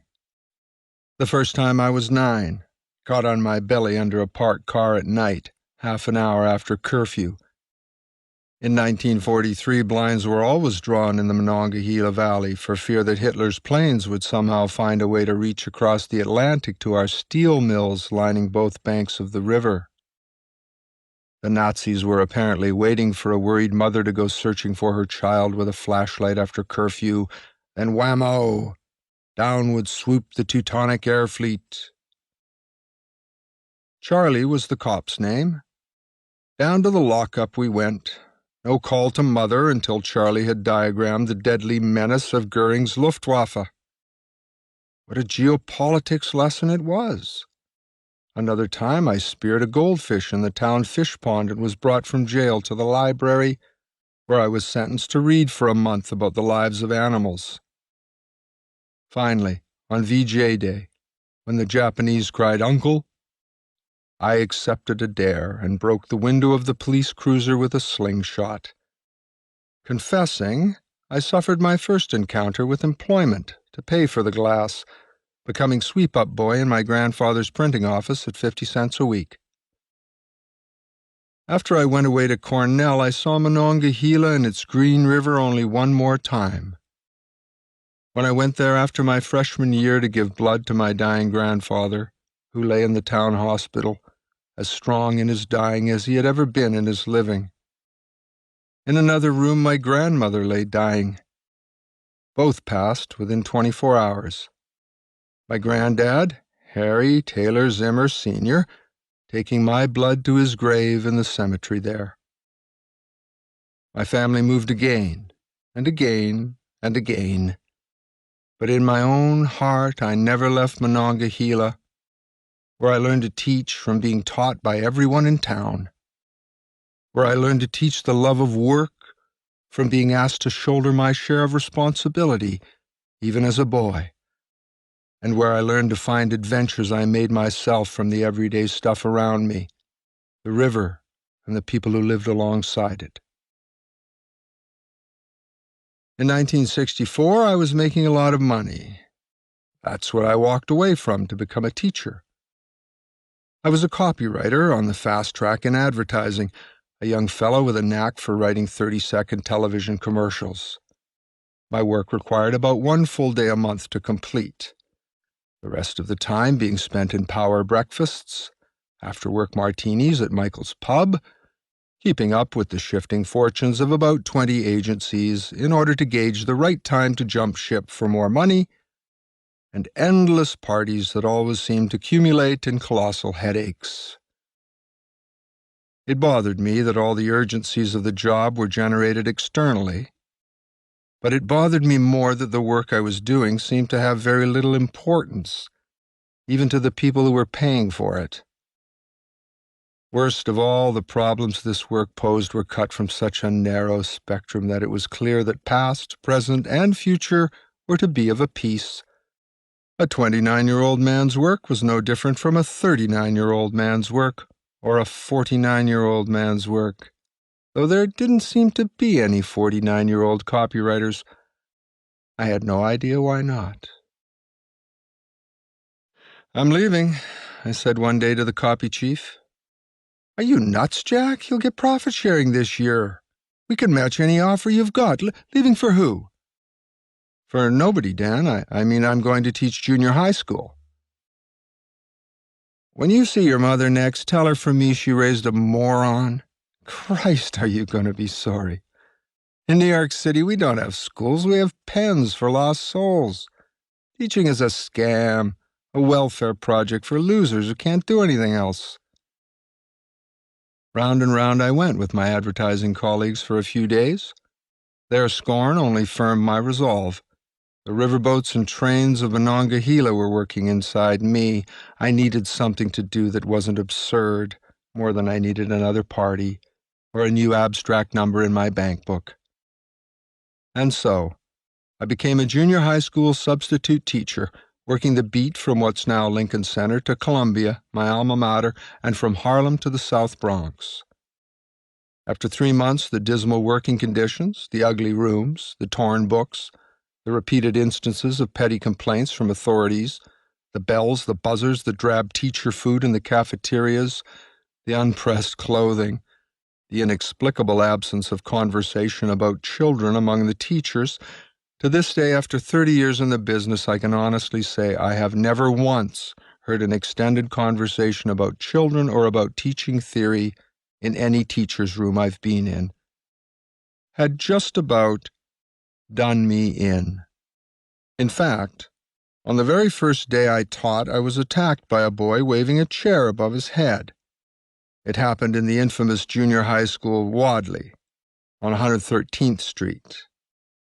I was given the 8th grade typing class, 75 students and typewriters, with this one injunction. Under no circumstances are you to allow them to type. You lack the proper license. Is that understood? A man named Mr. Bash said that to me.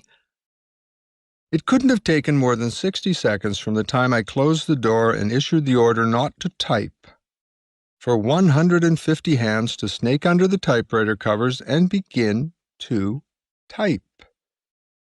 But not all at once. That would have been too easy. First, 3 machines began to clack-clack from the right rear. Quick, who are the culprits? I would race to the corner, screaming, "Stop!"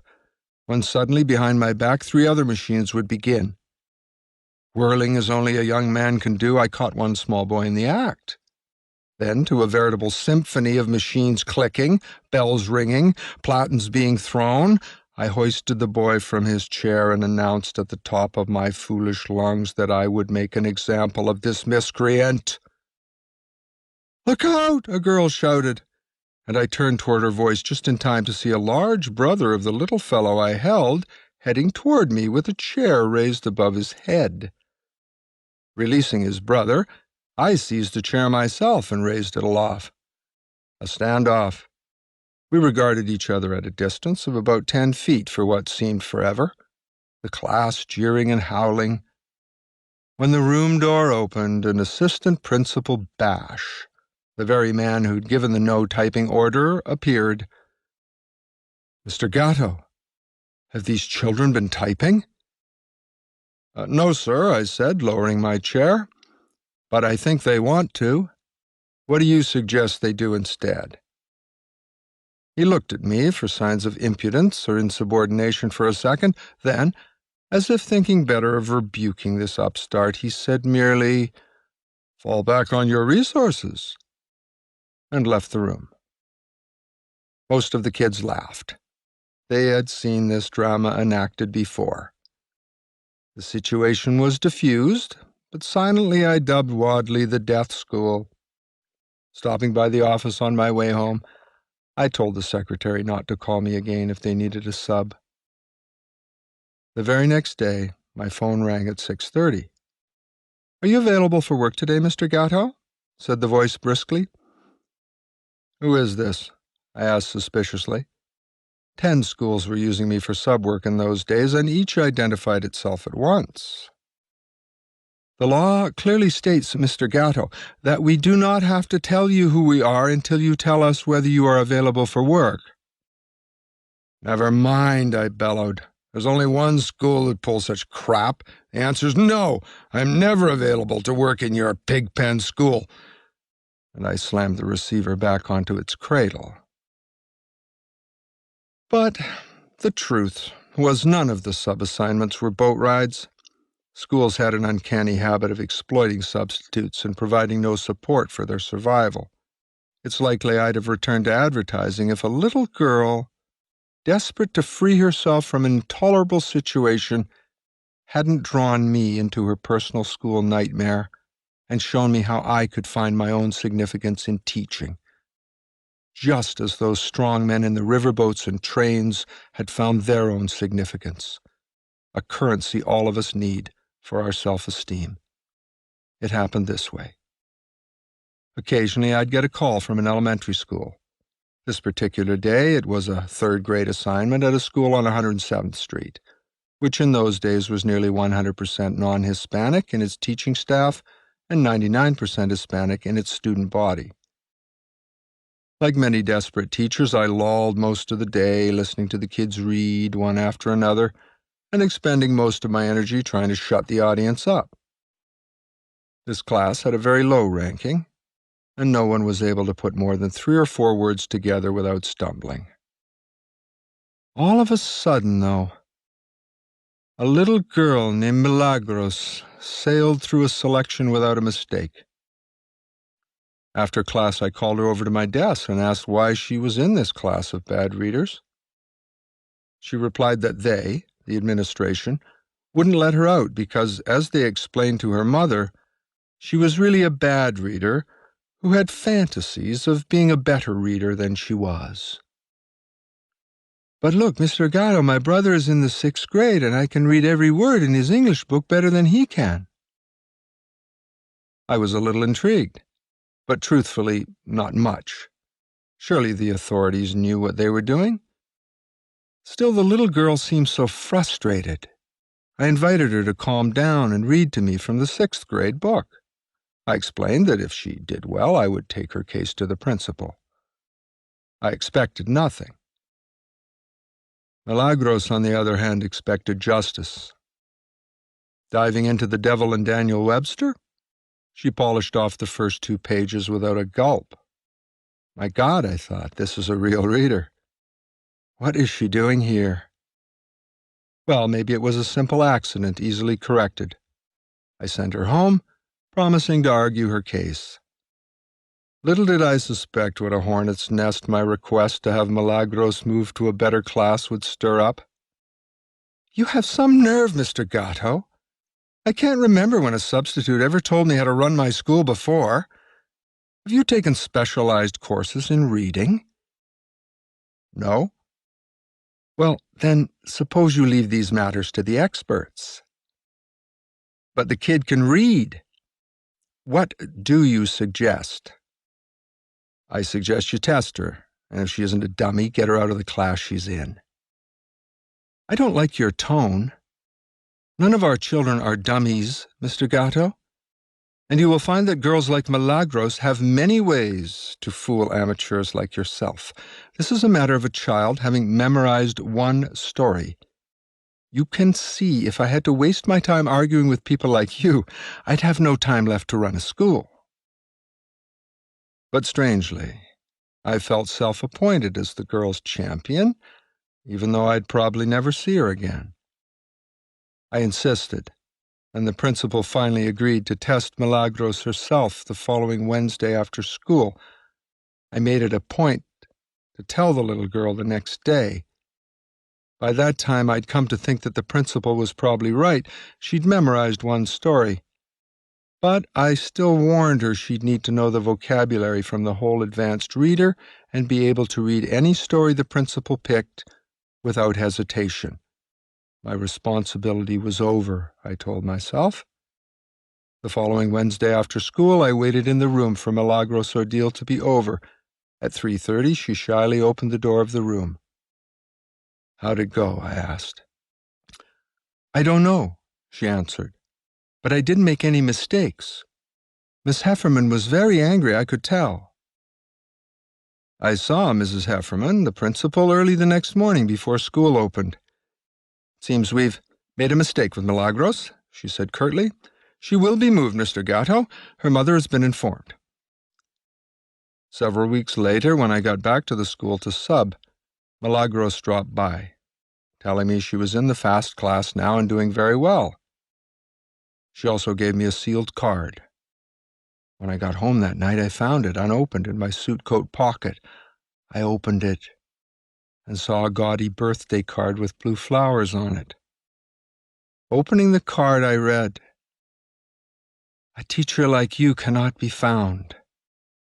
Signed, Your student, Milagros. That simple sentence made me a teacher for life. It was the first praise I'd ever heard in my working existence that had any meaning. I never forgot it, though I never saw Milagros again and only heard of her again in 1988, 24 years later. Then one day I picked up a newspaper and read, Occupational Teacher Award. Milagros M.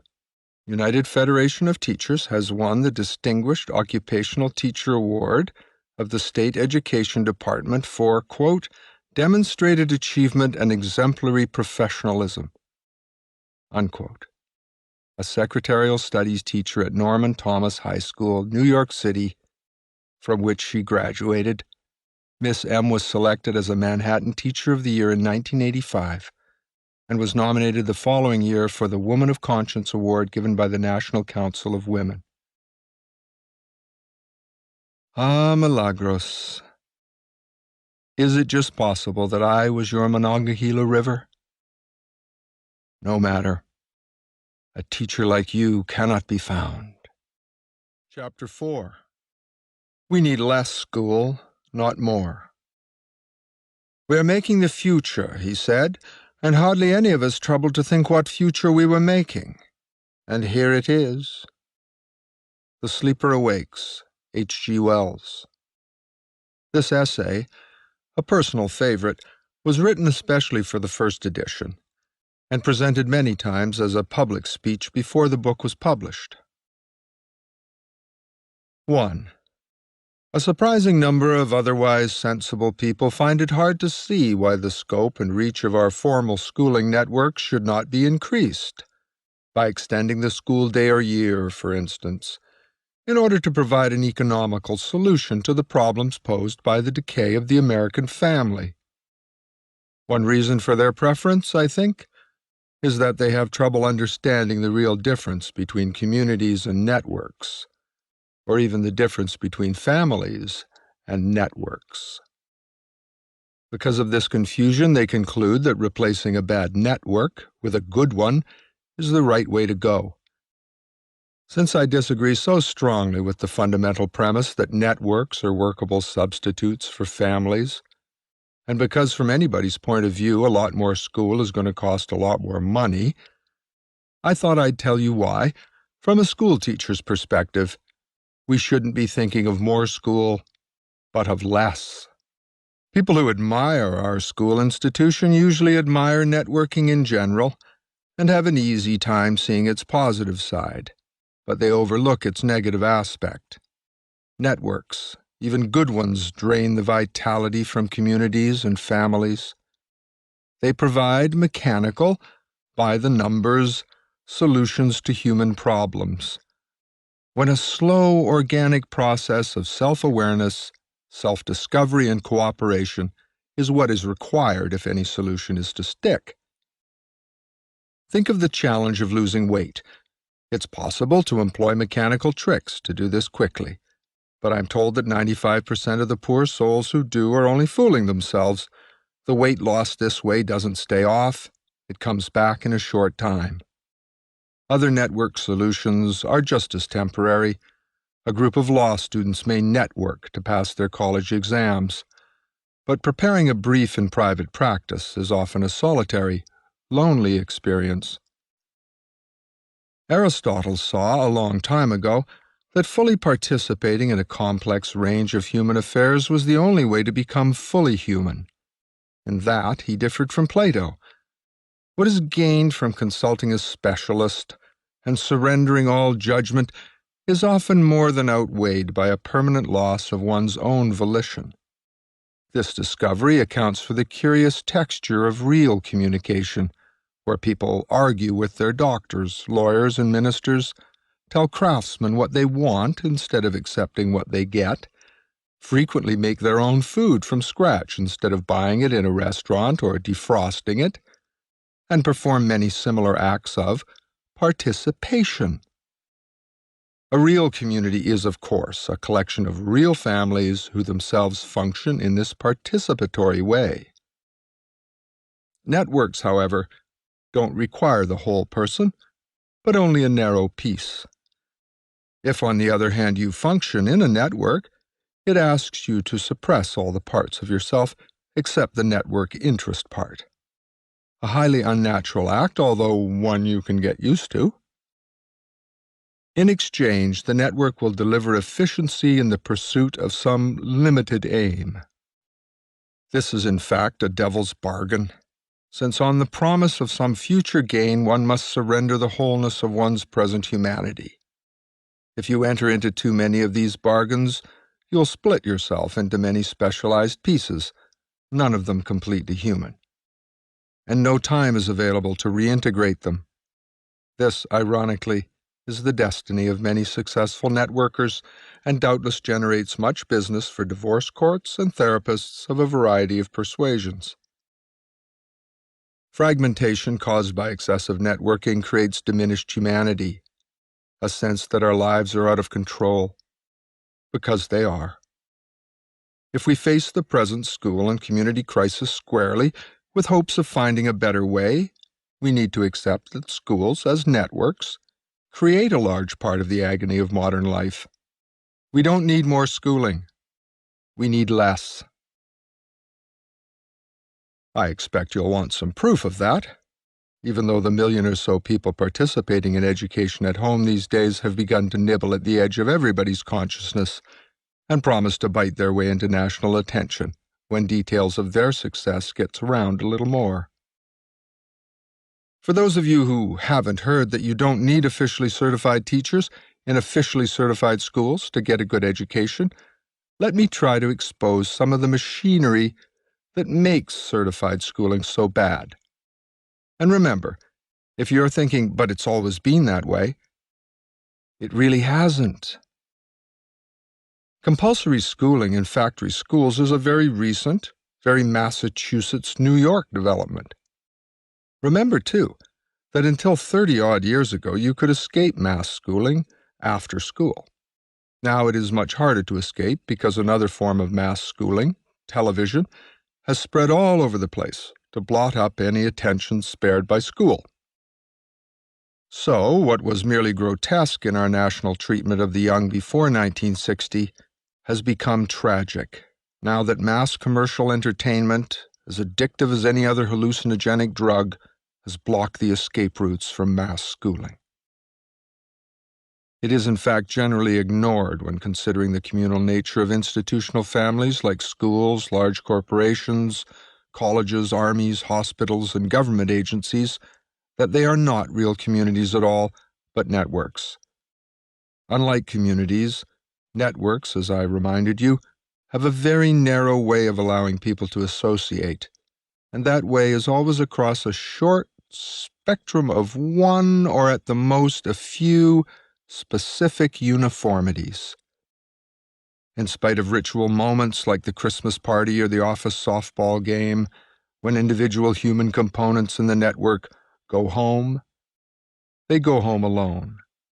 And in spite of humanitarian support from fellow workers that eases emergencies, when people in networks suffer, they suffer alone, unless they have a family or community to suffer with them.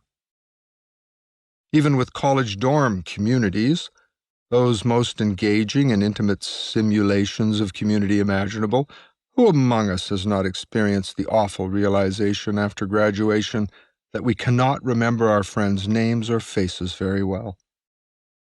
Or who, if we can remember, feels much desire to renew those associations? It is a puzzling development, as yet poorly understood, that the caring in networks is in some important way feigned. Not maliciously, but in spite of any genuine emotional attractions that might be there, human behavior in network situations often resembles a dramatic act, matching a script produced to meet the demands of a story. And as such, the intimate moments in networks lack the sustaining value of their counterparts in community. Those of you who remember the wonderful closeness possible in army camp life or sports teams, and who have now forgotten those you were once close with, will understand what I mean. In contrast, have you ever forgotten an uncle or an aunt? If the loss of true community entailed by masquerading in networks is not noticed in time, a condition arises in the victim's spirit, very much like the trout starvation that used to strike wilderness explorers whose diet was made up exclusively of stream fish, while trout quell the pangs of hunger, even taste good. The eater gradually suffers for want of sufficient nutrients. Networks, like schools, are not communities, just as school training is not education. By preempting 50% of the total time of the young, by locking young people up with other young people exactly their own age, by ringing bells to start and stop work, by asking people to think about the same thing at the same time in the same way, by grading people the way we grade vegetables, and in a dozen other vile and stupid ways. Network schools steal the vitality of communities and replace it with an ugly mechanism. No one survives these places with their humanity intact. Not kids, not teachers, not administrators, and not parents. A community is a place in which people face each other over time in all their human variety, good parts, bad parts, and all the rest. Such places promote the highest quality of life possible, lives of engagement and participation. This happens in unexpected ways, but it never happens when you've spent more than a decade listening to other people talk and trying to do what they tell you to do, trying to please them after the fashion of schools. It makes a real lifelong difference whether you avoid that training or it traps you. An example might clarify this. Networks of urban reformers will convene to consider the problems of homeless vagrants. But a community will think of its vagrants as real people, not abstractions. Ron, Dave, or Marty. A community will call its bums by their names. It makes a difference. People interact on thousands of invisible pathways in a community, and the emotional payoff is correspondingly rich and complex. But networks can only manage a cartoon simulation of community and provide a very limited payoff. I belong to some networks myself, of course, but the only ones I consider completely safe are the ones that reject their communal facade, acknowledge their limits, and concentrate solely on helping me do a specific and necessary task. But a vampire network, like a school, which tears off huge chunks of time and energy needed for building community and family, and always asks for more, needs to have a stake driven through its heart and be nailed into its coffin. The feeding frenzy of formal schooling has already wounded us seriously in our ability to form families and communities by bleeding away time we need with our children and our children need with us. That's why I say we need less school, not more. Who can deny that networks can get some jobs done? They do. But they lack any ability to nourish their members emotionally. The extreme rationality at the core of networking is based on the same misperception of human nature the French Enlightenment and Comte were guilty of. At our best, we human beings are much, much grander than merely rational. At our best, we transcend rationality while incorporating its procedures into our lower levels of functioning. This is why computers will never replace people, for they are condensed to be rational, and hence very limited. Networks divide people, first from themselves and then from each other, on the grounds that this is the efficient way to perform a task. It may well be, but it is a lousy way to feel good about being alive. Networks make people lonely. They cannot correct their inhuman mechanism and still succeed as networks. Behind the anomaly that networks look like communities but are not, lurks the grotesque secret of mass schooling, and the reason why enlarging the school domain will only aggravate the dangerous conditions of social disintegration it is intended to correct. I want to repeat this until you're sick of hearing it. Networks do great harm by appearing enough like real communities to create expectations that they can manage human social and psychological needs. The reality is that they cannot. Even associations as inherently harmless as bridge clubs, chess clubs, amateur acting groups, or groups of social activists will, if they maintain a pretense of whole friendship, ultimately produce that odd sensation familiar to all city dwellers of being lonely in the middle of a crowd. Which of us who frequently networks has not felt this sensation? Belonging to many networks does not add up to having a community, no matter how many you belong to or how often your telephone rings. With a network, what you get at the beginning is all you will ever get. Networks don't get better or worse. Their limited purpose keeps them pretty much the same all the time, as there just isn't much development possible. The pathological state which eventually develops out of these constant repetitions of thin human contact is a feeling that your friends and colleagues don't really care about you beyond what you can do for them, that they have no curiosity about the way you manage your life, no curiosity about your hopes, fears, victories, defeats. The real truth is that the friends falsely mourned for their indifference were never friends, just fellow networkers from whom, in fairness, little should be expected beyond attention to the common interest. But given our unquenchable need for community, and the unlikelihood of obtaining that community in a network, we're so desperate for any solution that we're driven to deceive ourselves about the nature of these liaisons. Whatever caring really means, it means something more than simple companionship, or even the comradeship of shared interests.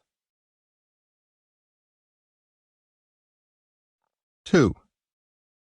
In the growth of human society, families came first, communities second, and only much later came the institutions set up by the community to serve it. Most institutional rhetoric, the proclaiming of what is important, borrows its values from those of individual families that work well together. Particularly over the past century and a half in the United States, spokesmen for institutional life have demanded a role above and beyond service to families and communities. They have sought to command and prescribe as kings used to do, though there is an important difference. In the case of ancient kings, once beyond the range of their voices and trumpets, you could usually do what you pleased. But in the case of modern institutions, the reach of technology is everywhere. There is no escape if the place where you live and the family you live in cannot provide sanctuary. Institutions, say their political philosophers, are better at creating marching orders for the human race than families are. Therefore, they should no longer be expected to follow, but should lead.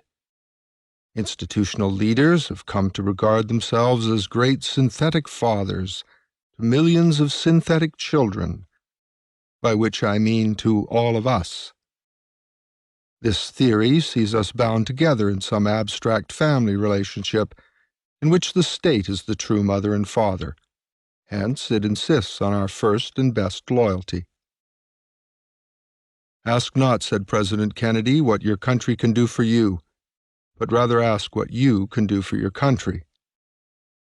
Since the you in question is both real and human, and the country you are alleged to possess is one of the most extreme of verbal abstractions, it will readily be seen that the President's injunction is an expression of a synthetic family philosophy, which regards nation as possessing a claim superior to the claim of family. If you see nothing wrong with this, then it is probable you also believe that, with a little tinkering, our schools will work just fine. But if you have a queer feeling about the image of yourself and your family as appendages of an abstraction, then we are on the same wavelength. In the latter case, we are ready to consider that we may need less school, not more. 3. I want to examine the destructive effects the false claim of institutional prerogative has on both individual and family life, a destructiveness equally profound whether the claim comes from a government, a corporation, or some other form of network. If we return to our original discussion of networks, it will be clear that every one of our national institutions is a place where men, women, and children are isolated, according to some limited aspect of their total humanity, by age and a few other considerations in the case of compulsory schooling, as well as by various other sorting mechanisms in the other institutional arenas. If performance within these narrow confines is conceived to be the supreme measure of success, if, for instance, an A average is considered the central purpose of adolescent life, the requirements for which take most of the time and attention of the aspirant, and if the worth of the individual is reckoned by victory or defeat in this abstract pursuit, then a social machine has been constructed which, by attaching purpose and meaning to essentially meaningless and fantastic behavior, will certainly dehumanize students, alienate them from their own human nature, and break the natural connection between them and their parents, to whom they would otherwise look for significant affirmations. Welcome to the world of mass schooling, which sets this goal as its supreme achievement. Are you sure we want more of it? As we approach the 21st century, it is correct to say that the United States has become a nation of institutions, whereas it used to be a nation of communities. Large cities have great difficulty supporting healthy community life, partly because of the coming and going of strangers, partly because of space constrictions, partly because of poisoned environments, but mostly because of the constant competition of institutions and networks for the custody of children and old people, for monopolizing the time of everyone else in between. By isolating young and old from the working life of places, and by isolating the working population from the lives of young and old, institutions and networks have brought about a fundamental disconnection of the generations. The griefs that arise from this have no synthetic remedy. No vibrant, satisfying communities can come into being where young and old are locked away. Here and there, mutilated versions of community struggle to survive, as in places where cultural homogeneity has been fiercely protected, such as in Bensonhurst in Brooklyn, or Polish Hill in Pittsburgh. But in the main, community in cities and suburbs is a thin illusion, confined to simulated events like street festivals. If you have moved from one neighborhood to another or from one suburb to another and have quickly forgotten the friends you left behind, then you will have experienced the phenomenon I refer to. Over 90% of the United States population now lives inside 50 urban aggregations. Having been concentrated there as the end product of fairly well understood historical processes, they are denied a reciprocal part in any continuous, well-articulated community. They are profoundly alienated from their own human interests. What else could it mean that only half of our eligible citizens are registered to vote, and that of those a barely 50% do vote? In two-party jurisdictions, a trifle over 1/8 of the citizenry is thus sufficient to elect public officials, assuming the vote splits fairly evenly. We've come a long way down the road to redefining as an option what used to be regarded as a duty. But that is what alienation from community life quickly accomplishes: indifference to almost everything. When one is offered institutional simulations of community, a steady diet of networks, involuntary like schools or voluntary like isolated workplaces divorced from human variety, basic human needs are placed in the gravest jeopardy. A danger magnified many times in the case of children. Institutional goals, however sane and well-intentioned, are unable to harmonize deeply with the uniqueness of individual human goals. No matter how good the individuals who manage an institution are, institutions lack a conscience, because they measure by accounting methods. Institutions are not the sum total of their personnel, or even of their leadership, but are independent of both and will exist after management has been completely replaced. They are ideas come to life, ideas in whose service all employees are but servo mechanisms.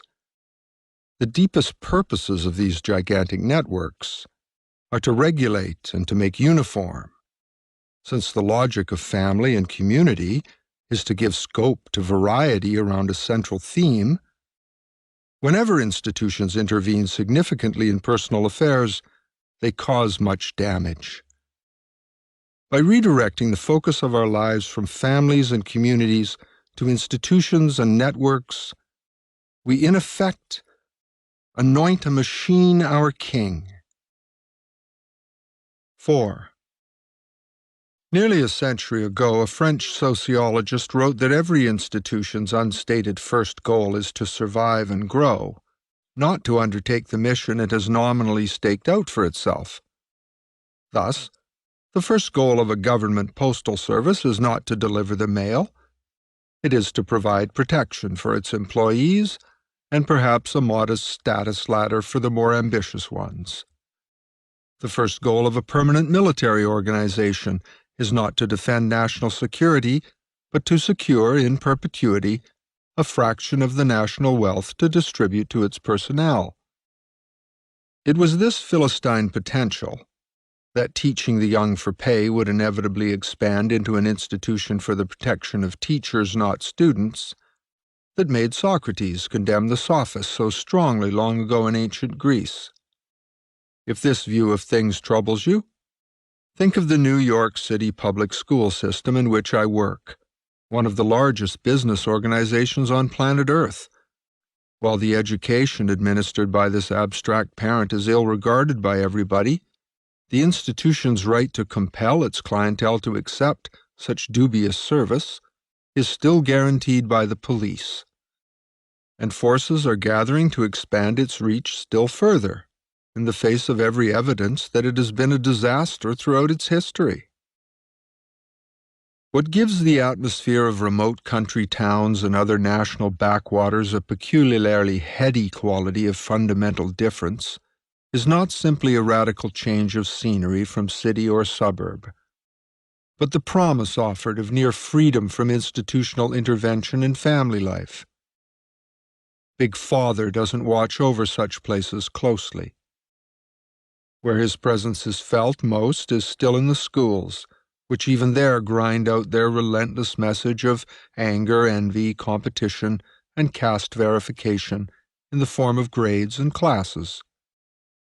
But a home life and community exist there, as antidotes to the poison.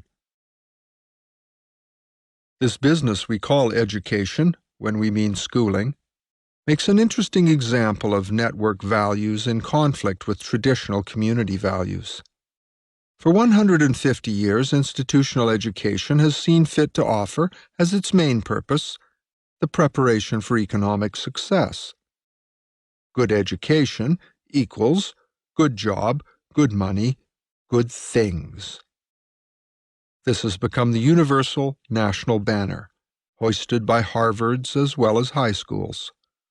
This prescription makes both parent and student easier to regulate and intimidate, as long as the connection goes unchallenged, either for its veracity or in its philosophical truth.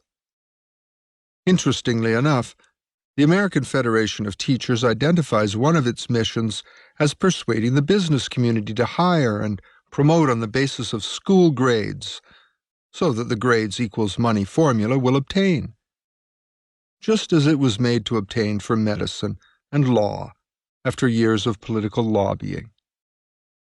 So far, the common sense of business people has kept them hiring and promoting the old-fashioned way, using performance and private judgment as the preferred measures. But they may not resist much longer.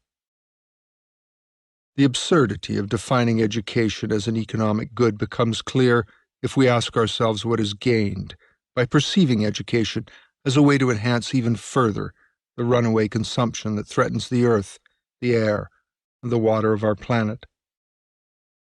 Should we continue to teach people that they can buy happiness in the face of a tidal wave of evidence that they cannot?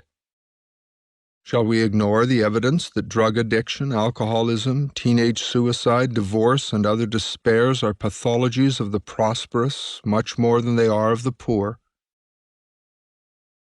On this question of meanings we've hidden from ourselves for so long hangs both an understanding of the illness that is killing us and the cure we are searching for. What, after all this time, is the purpose of mass schooling supposed to be? Reading, writing, and arithmetic can't be the answer, because properly approached, those things take less than 100 hours to transmit, and we have abundant evidence that each is readily self-taught in the right setting and time. Why then are we locking kids up in an involuntary network with strangers for 12 years? Surely not so a few of them can get rich. Even if it worked that way, and I doubt that it does, why wouldn't any sane community look on such an education as positively wrong?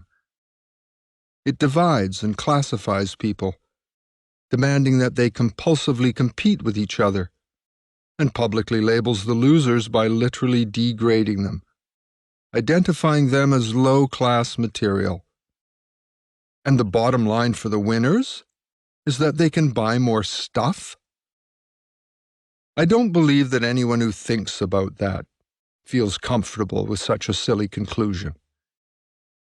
I can't help feeling that if we could only answer the question of what it is we want from these kids we lock up, we would suddenly see where we took a wrong turn. I have enough faith in American imagination and resourcefulness to believe that at that point, we'd come up with a better way. In fact, a whole supermarket of better ways. One thing I do know, though, most of us who've had a taste of loving families, even a little taste, want our kids to be part of one. One thing I know is that eventually you have to come to be part of a place, part of its hills and streets and waters and people, or you will live a very, very sorry life as an exile forever.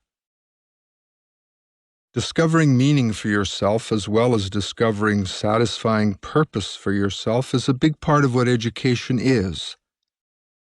How this can be done by locking children away from the world is beyond me. 5. An important difference between communities and institutions is that communities have natural limits. They stop growing or they die. There's a good reason for this.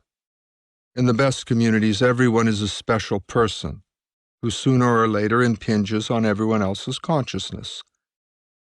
The effects of this constant attention make all, rich or poor, feel important, because the only way importance is perceived is by having other folks pay attention to you.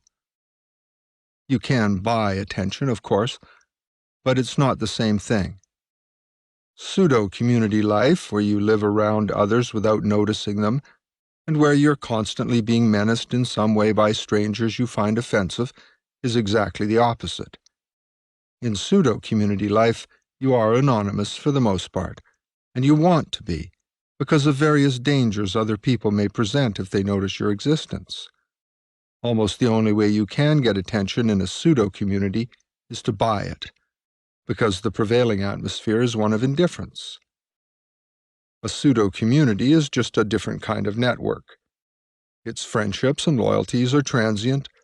Its problems are universally considered to be someone else's problems, someone else who should be paid to solve them. Its young and old are largely regarded as annoyances. And the most commonly shared dream is to get out to a better place, to trade up endlessly. Unlike true communities, pseudo-communities and other comprehensive networks like schools expand indefinitely, just as long as they can get away with it. More may not be better, but more is always more profitable for the people who make a living out of networking.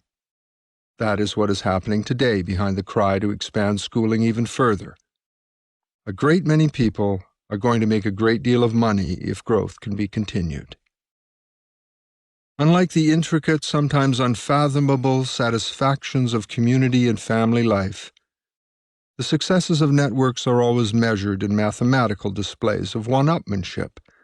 How many A's? How much weight lost? How many inquiries generated? Competition is the network's lifeblood, and the precision suggested by the numerical ranking of performance is its preferred style. The quality competition of businesses, when it actually happens, is generally a good thing for customers. It keeps businesses on their toes, doing their best. The competition inside an institution like a school isn't the same thing at all. What is competed for in school is the favor of a teacher, and that can be won or lost by too many subjective parameters to count. It is always a little arbitrary, and sometimes a lot more pernicious than that. It gives rise to envy, dissatisfaction, and a belief in magic.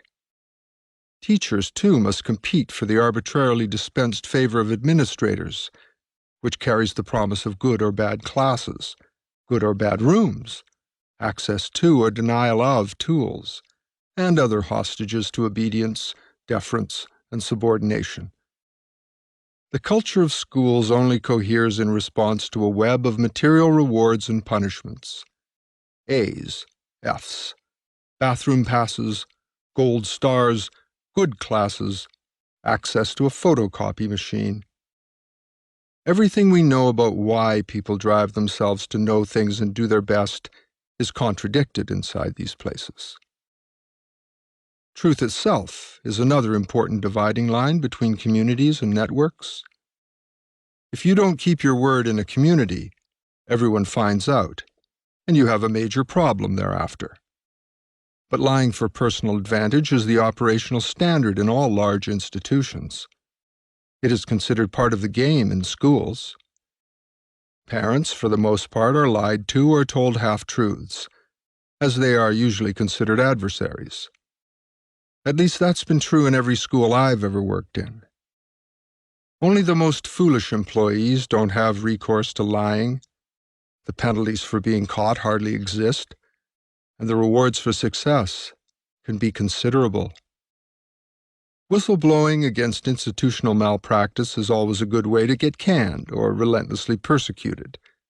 Whistleblowers never get promoted in any institution because, having served a public interest once, they may well do it again. The Cathedral of Reims is the best evidence I know of what a community can do and what we stand to lose when we don't know the difference between these human miracles and the social machinery we call networks.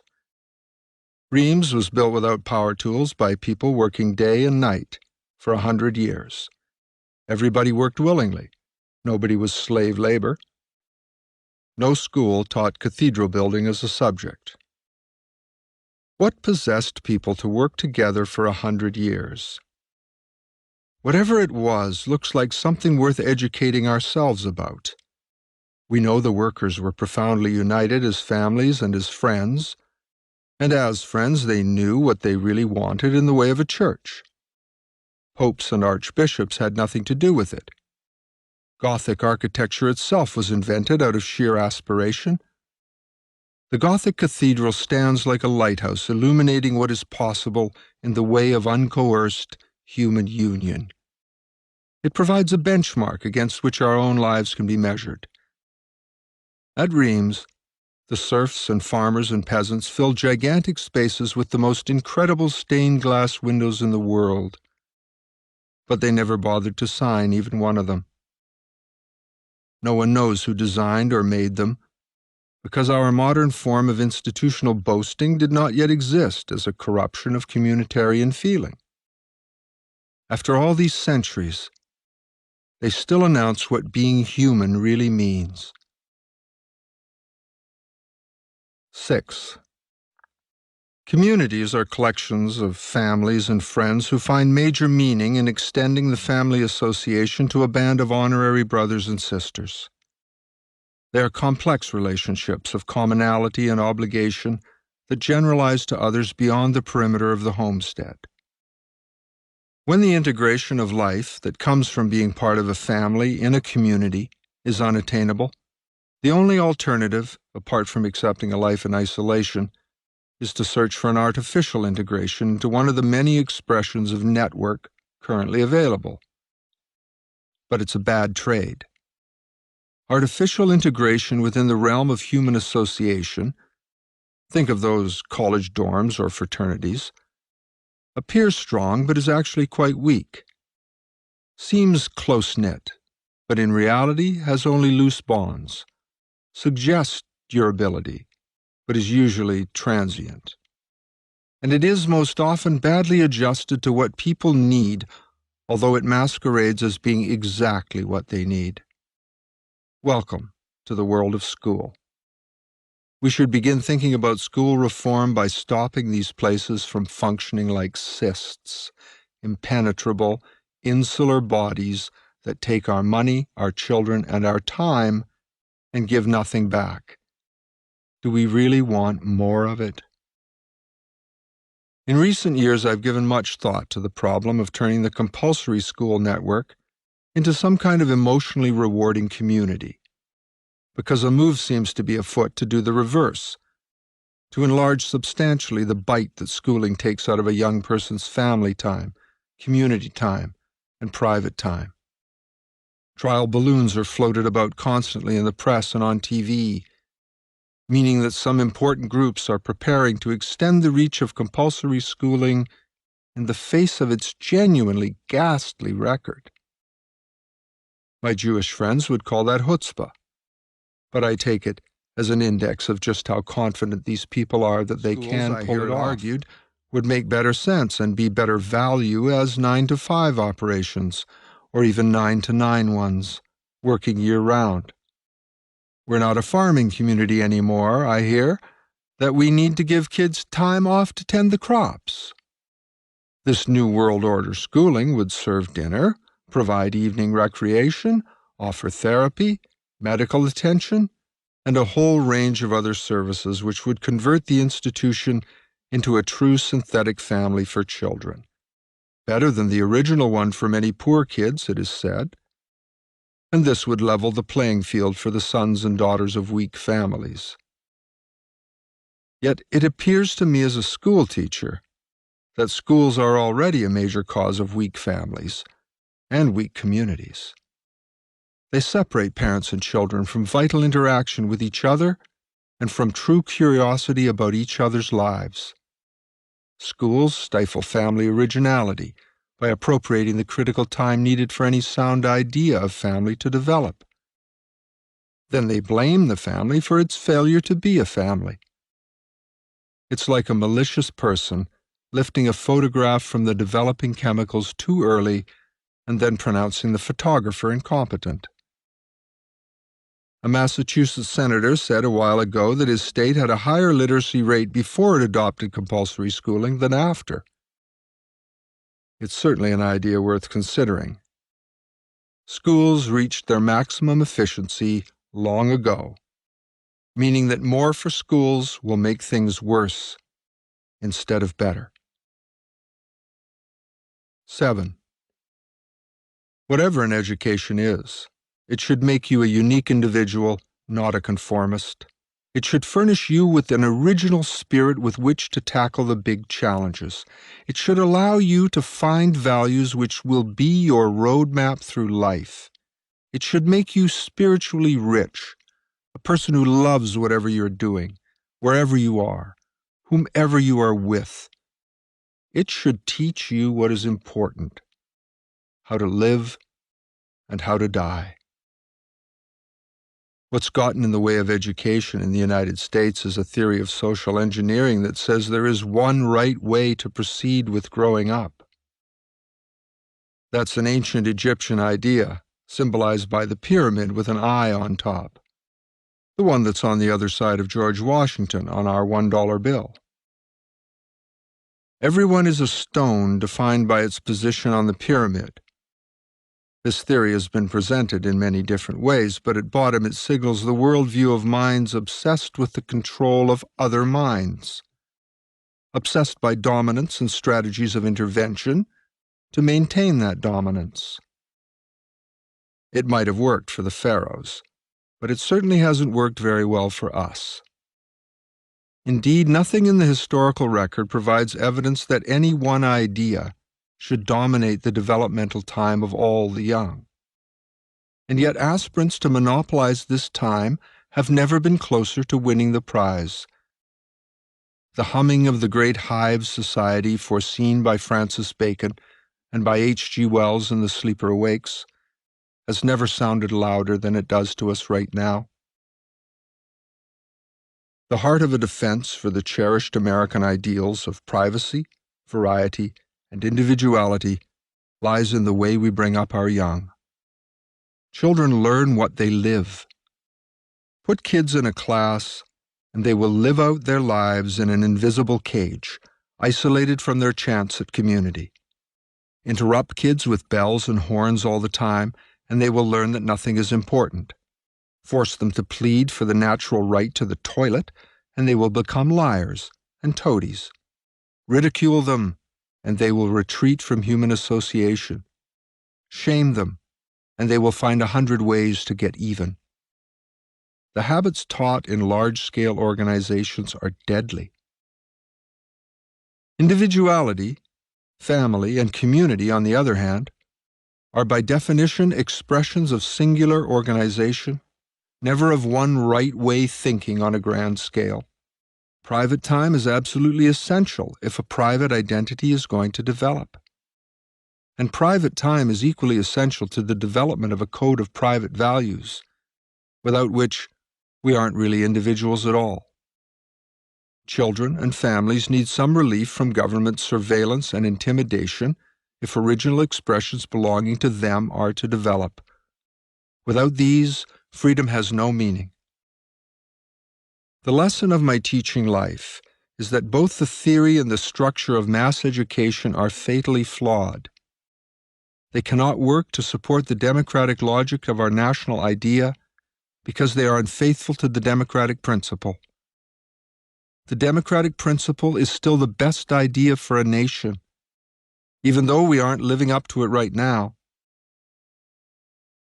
Mass education cannot work to produce a fair society because its daily practice is practice in rigged competition, suppression, and intimidation. The schools we've allowed to develop can't work to teach non-material values, the values which give meaning to everyone's life, rich or poor, because the structure of schooling is held together by a Byzantine tapestry of reward and threat, of carrots and sticks. Official favor, grades, or other trinkets of subordination have no connection with education. They are the paraphernalia of servitude, not of freedom. Mass schooling damages children. We don't need any more of it. And under the guise that it is the same thing as education, it has been picking our pockets, just as Socrates predicted it would thousands of years ago. One of the surest ways to recognize real education is by the fact that it doesn't cost very much, doesn't depend on expensive toys or gadgets. The experiences that produce it and the self-awareness that propels it are nearly free. It is hard to turn $1 on education, but schooling is a wonderful hustle, getting sharper all the time. 65 years ago, Bertrand Russell, one of the great mathematicians of this century, its greatest philosopher, and a close relation of the King of England to boot, saw that mass schooling in the United States had a profoundly anti-democratic intent, that it was a scheme to artificially deliver national unity by eliminating human variation, and by eliminating the forge that produces variation, the family. According to Lord Russell, mass schooling produced a recognizably American student, anti-intellectual, superstitious, lacking self-confidence, and having less of what Russell called inner freedom than his or her counterpart in any other nation he knew of, past or present. These schooled children became citizens, he said, with a thin mass character, holding excellence and aesthetics equally in contempt, being inadequate to the personal crises of their lives. American national unity has always been the central problem of American life. It was inherent in our synthetic beginnings and in the conquest of a continental landmass. It was true in 1790, and it is just as true, perhaps even truer, 200 years later. Somewhere around the time of the Civil War, we began to try shortcuts to get the unity we wanted faster, by artificial means. Compulsory schooling was one of those shortcuts, perhaps the most important one. "Take hold the children," said John Cotton back in colonial Boston. And that seemed such a good idea that eventually the people who looked at unity almost as if it were a religious idea did just that. It took 30 years to beat down a fierce opposition, but by the 1880s it had come to pass. They had the children. For the next 110 years, the One Right Way crowd has been trying to figure out what to do with the children, and they still don't know. Perhaps it is time to try something different. "Good fences make good neighbors," said Robert Frost. The natural solution to learning to live together in a community is first to learn to live apart as individuals and as families. Only when you feel good about yourself can you feel good about others. But we attack the problem of unity mechanically, as though we could force an engineering solution by crowding the various families and communities under the broad, homogenizing umbrella of institutions, like compulsory schools. The outcome of this scheme was that the democratic ideas that were the only justification for our national experiment were betrayed. The attempt at a shortcut continues, and it ruins families and communities now, just as it did then. Rebuild these things, and young people will begin to educate themselves with our help, just as they did at the nation's beginning. They don't have anything to work for now except money, and that's never been a first-class motivator. Break up these institutional schools. Decertify teaching. Let anyone who has a mind to teach bid for customers. Privatize this whole business. Trust the free market system. I know it's easier said than done, but what other choice do we have? We need less school, not more. Chapter 5. The Congregational Principle.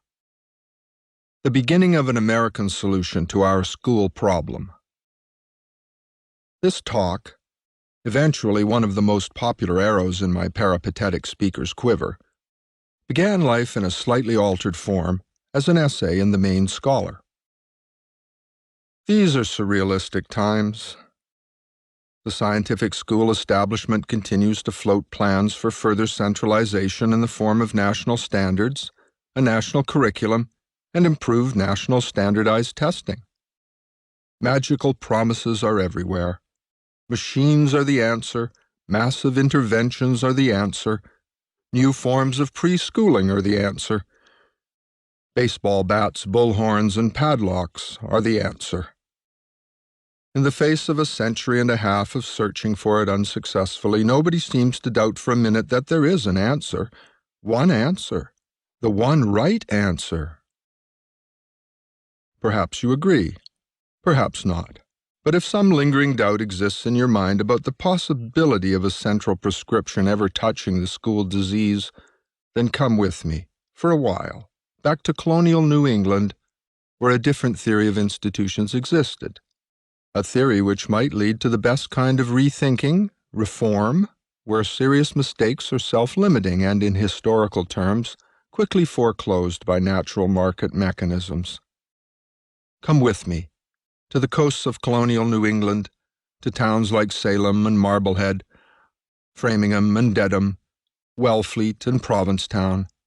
Consider a different perspective that grew out of the soil of a new world, a perspective that shocked other nations with the productivity of its genius. This new system began with the first Puritan church at Salem, organized in 1629 by the so-called Salem Procedure, No higher up was around to approve the selection of the church authorities, so the congregation took that responsibility upon themselves.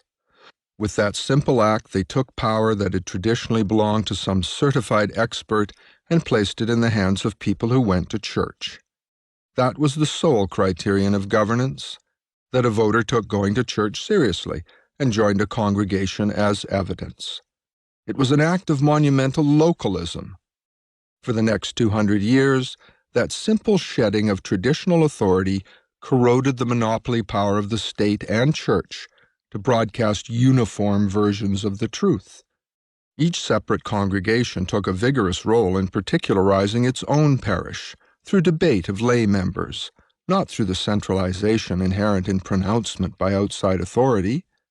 Each separate congregation took on responsibility for solving its own problems, whether of education, economics, or doctrine, rather than submitting to the old authority of England or to the new aristocracy of expertise.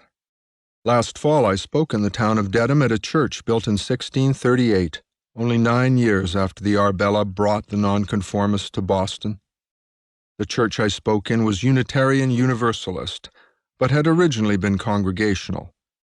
White spire, strikingly plain, graceful lines. The simplicity and rightness of Congregational church architecture is absolutely unmistakable, remarkable, and uniform. You may or may not be aware that the style of worship that went with this style of architecture was the original and exclusive religion of the Massachusetts Bay Colony. From the Salem Procedure until 1834, over 200 years of what seems on the surface to be a one right way religion. You were either a Congregationalist or you weren't anything you dared to speak of in public, at least without risk of being shunned, persecuted, or even burned at the stake. So far this sounds even worse than the school monopoly that ruins us, doesn't it? These Congregationalists were so jealously protective of their monopoly that 170 years ago, when Lyman Beecher got word that Unitarians were on their way out from the bowels of hell, he rode through the streets just like Paul Revere, warning, "The Unitarians are coming! The Unitarians are coming!" You'll gather Parson Beecher wasn't exactly thrilled with their advent. But an amazing thing happened over the next century. The Congregationalists slowly changed their minds, without being forced to do so. By the end of the 1800s, the Unitarians were well respected throughout New England. Most people think of colonial New England as embodying the greatest period of conformity this country has ever seen. But the very nature of Congregationalism hides a very great irony. Structurally, this way of life demands individuality, not regimentation. The service is almost free of liturgy, emphasizing local preaching about local issues. This virtually guarantees dissonance inside the congregation. The constant struggle for clarity by every church member acting as his or her own priest, his or her own expert, invariably leads to progress toward truth. Why do I say that? Well, what I've just described is the process that Aristotle and Karl Marx and Thomas Hobbes and any of a large number of creative thinkers have called the dialectic. The Congregational procedure was dialectical, down to its roots, in a way acutely hostile to hierarchical thinking. Central planners of any period despise the dialectic because it gets in the way of efficiently broadcasting one right way to do things. Half a century ago, Bertrand Russell remarked that the United States was the only major country on earth that deliberately avoided teaching its children to think dialectically. He was talking about 20th century America, of course, the land of compulsory government schooling, not the New England of Congregational distinction. Did you wonder where Yankees got their lasting reputation for stubbornness, orneriness, and shrewd hair-splitting? Now you know. Roger Williams saw as clearly as any person of his time and recognized the inevitable connection between dissonance and the quality of life. You can't have one without the other. Much recent scholarship has shown the towns of Massachusetts in the 17th century not to be uniform at all, but to be laboratories of local choice and style. Each had considerable flexibility to deviate from what might have been central government rule. The town of Dedham, where I spoke last fall, drew its original settlers from East Anglia in England, a place that favored private ownership and individual choice. The institutions of East Anglia quickly established themselves in the New World too. On the other hand, Sudbury, the town next to Dedham, had been populated by colonists of Saxon and Celtic background, who traditionally shared their work. Just as they had done in Britain, they held open fields in common in America. In colonial Massachusetts, then, there was creative tension between the common culture of the region and the local village culture. Like tension in music or poetry between a regular pattern and creative departures from it, this tension among the small towns and among the different congregations and inside each separate congregation produced an astonishing energy, a fertile and idiosyncratic peculiarity that characterized the particular genius that distinguished colonial Massachusetts. Now, I want us to examine something that seems embarrassing in New England life, and yet, paradoxically, I think it hides a secret of great power, which the social engineers who built and maintain our government monopoly schools are forced to overlook. Each town was able to exclude people it didn't like. People were able to choose whom they wanted to work with, to sort themselves into a living curriculum that worked for them. The words of the first Dedham Charter catch this feeling perfectly. The original settlers wanted to, and did, shut out people whose dispositions do not suit us, whose society will be hurtful to us. So, in a funny way, these early towns functioned like selective clubs or colleges, like MIT and Harvard do today, narrowing human differences down to a range that could be managed by them humanely. If you consider the tremendous stresses the dialectical process sets up anyway, where all people are their own priests, their own final masters, it's hard to see how a congregational society can do otherwise. If you have to accept everyone, no matter how hostile they may be to your own personality, philosophy, or mission, then an operation would quickly become paralyzed by fatal disagreements. The common causes and purposes that mark human association at its best would then degrade into those few innocuous undertakings that have no political dimension, if such can be found. It's a subtle distinction. Living dialectically as the New Englanders did produces spectacular accomplishments and brings out strong qualities of character and mind in individuals. But it isn't possible to manage where the whole catalog of human beings is thrown together haphazardly or forced together, as it is in government monopoly school life. To prevent chaos in these places, management must aim by hook or by crook to make everything, time, space, texts, and procedures as uniform as possible.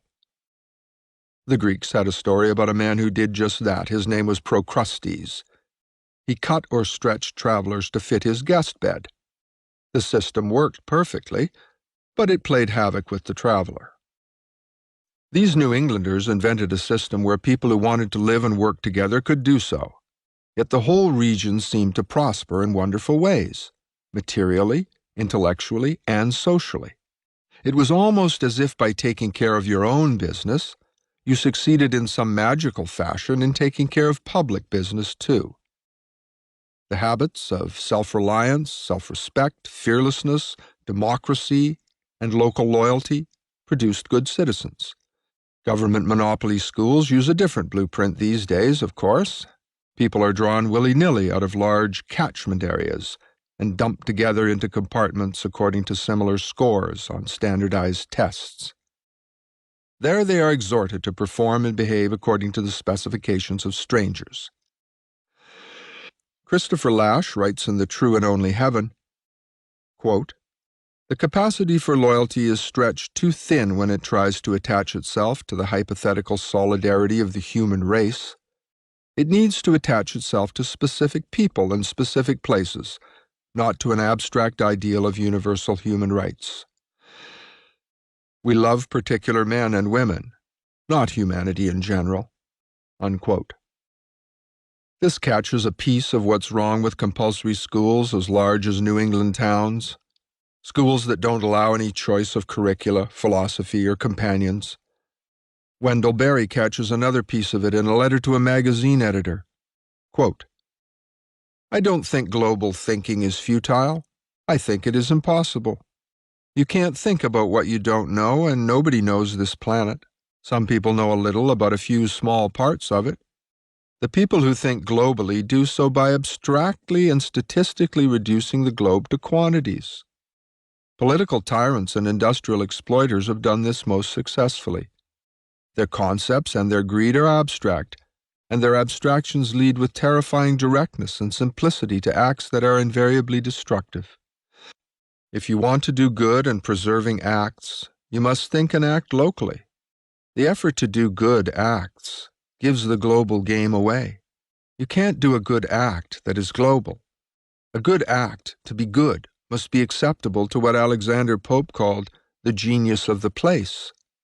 This calls for local knowledge, local skills, and local love that virtually none of us has, and that none of us can get by thinking globally. We can get it only by a local fidelity that we would have to maintain through several lifetimes. I don't wish to be loved by people who don't know me. If I were a planet, I would feel exactly the same way." Unquote. Local skills, local knowledge, local love, and local fidelity were what the forge of Congregationalism in New England produced best. But there was a negative side to this localism as well. The religious discrimination of early New England was a way of ensuring enough local harmony that a community of people who suited each other could arise bearing a common vision. Here is a scene from 300 years ago in the town of Dedham, Massachusetts, which could have been witnessed from the very church where I spoke. 3 Quaker women are stripped to the waist and whipped the length of town, tied to the tail of a cart. It would be an understatement to say that such treatment underlined the fact that the Quaker disposition was not one of those suited to Dedham. But then, for that matter, neither was the Presbyterian disposition. John Milton himself had written that the new presbyter is but old priest writ large. And so all Presbyterians were driven off to the wilds of New Jersey, where they founded Princeton. Of course, it was equally bad for your health to be a Catholic in Dedham, or to be a leveler, a digger, or a Hutterite. In this detestable fashion, Dedham was able to enjoy 234 years of religious purity before its congregational monopoly was broken. Well, what does this all mean? Just this. The negative side of local choice is very easy to see and even very easy to predict. We can see it illustrated in the example of colonial Dedham. But the whole matter is a good deal more complicated than assigning a bad grade to religious discrimination or any other type of social choice that prescribes and limits a particular kind of human association. For instance, where could we begin to look for an explanation of how these people grew gradually more tolerant and came to accept all forms of religion? They even changed their conservative ways to the point where Massachusetts gained a national reputation as the most liberal state in the Union. That's quite a flip-flop to account for in the absence of compulsion, intimidation, or potent enabling legislation, isn't it? How did Dedham and the rest of those towns teach themselves to reform without experts making them do it and without central intervention? Remember, they only allowed the practitioners of one religion to vote. But they changed, and nobody forced them to do it. Something mysterious inside the structure of Congregationalism worked to have them abandon some of the exclusivity that adherence to biblical elite dogma had taught them. I am certain that something was nearly unconditional local choice, and it was self-correcting. Because the town churches did not team up to present an institutional orthodoxy that made each town just like another, as government monopoly schools do today, error in one church could be countered by its correction in another. As long as people had the choice to vote with their feet, the free market punished severe errors by leaving a congregation empty, just as it could reward a good place by filling it up. And even if enough rotten people were found to make a rotten town or rotten congregation, as long as there was no machinery in place for that one idea to compel all others to bow down before it, the human damage it could cause was strictly limited. Only when situations exist out of which a central orthodoxy can arise, like a pyramid, is there a real danger that some central poison can poison us all. Yes, the negative aspects of local choice are easy to spot, and the overwhelming argument in its favor, that without it the genius of democracy cannot exist, is hard to see.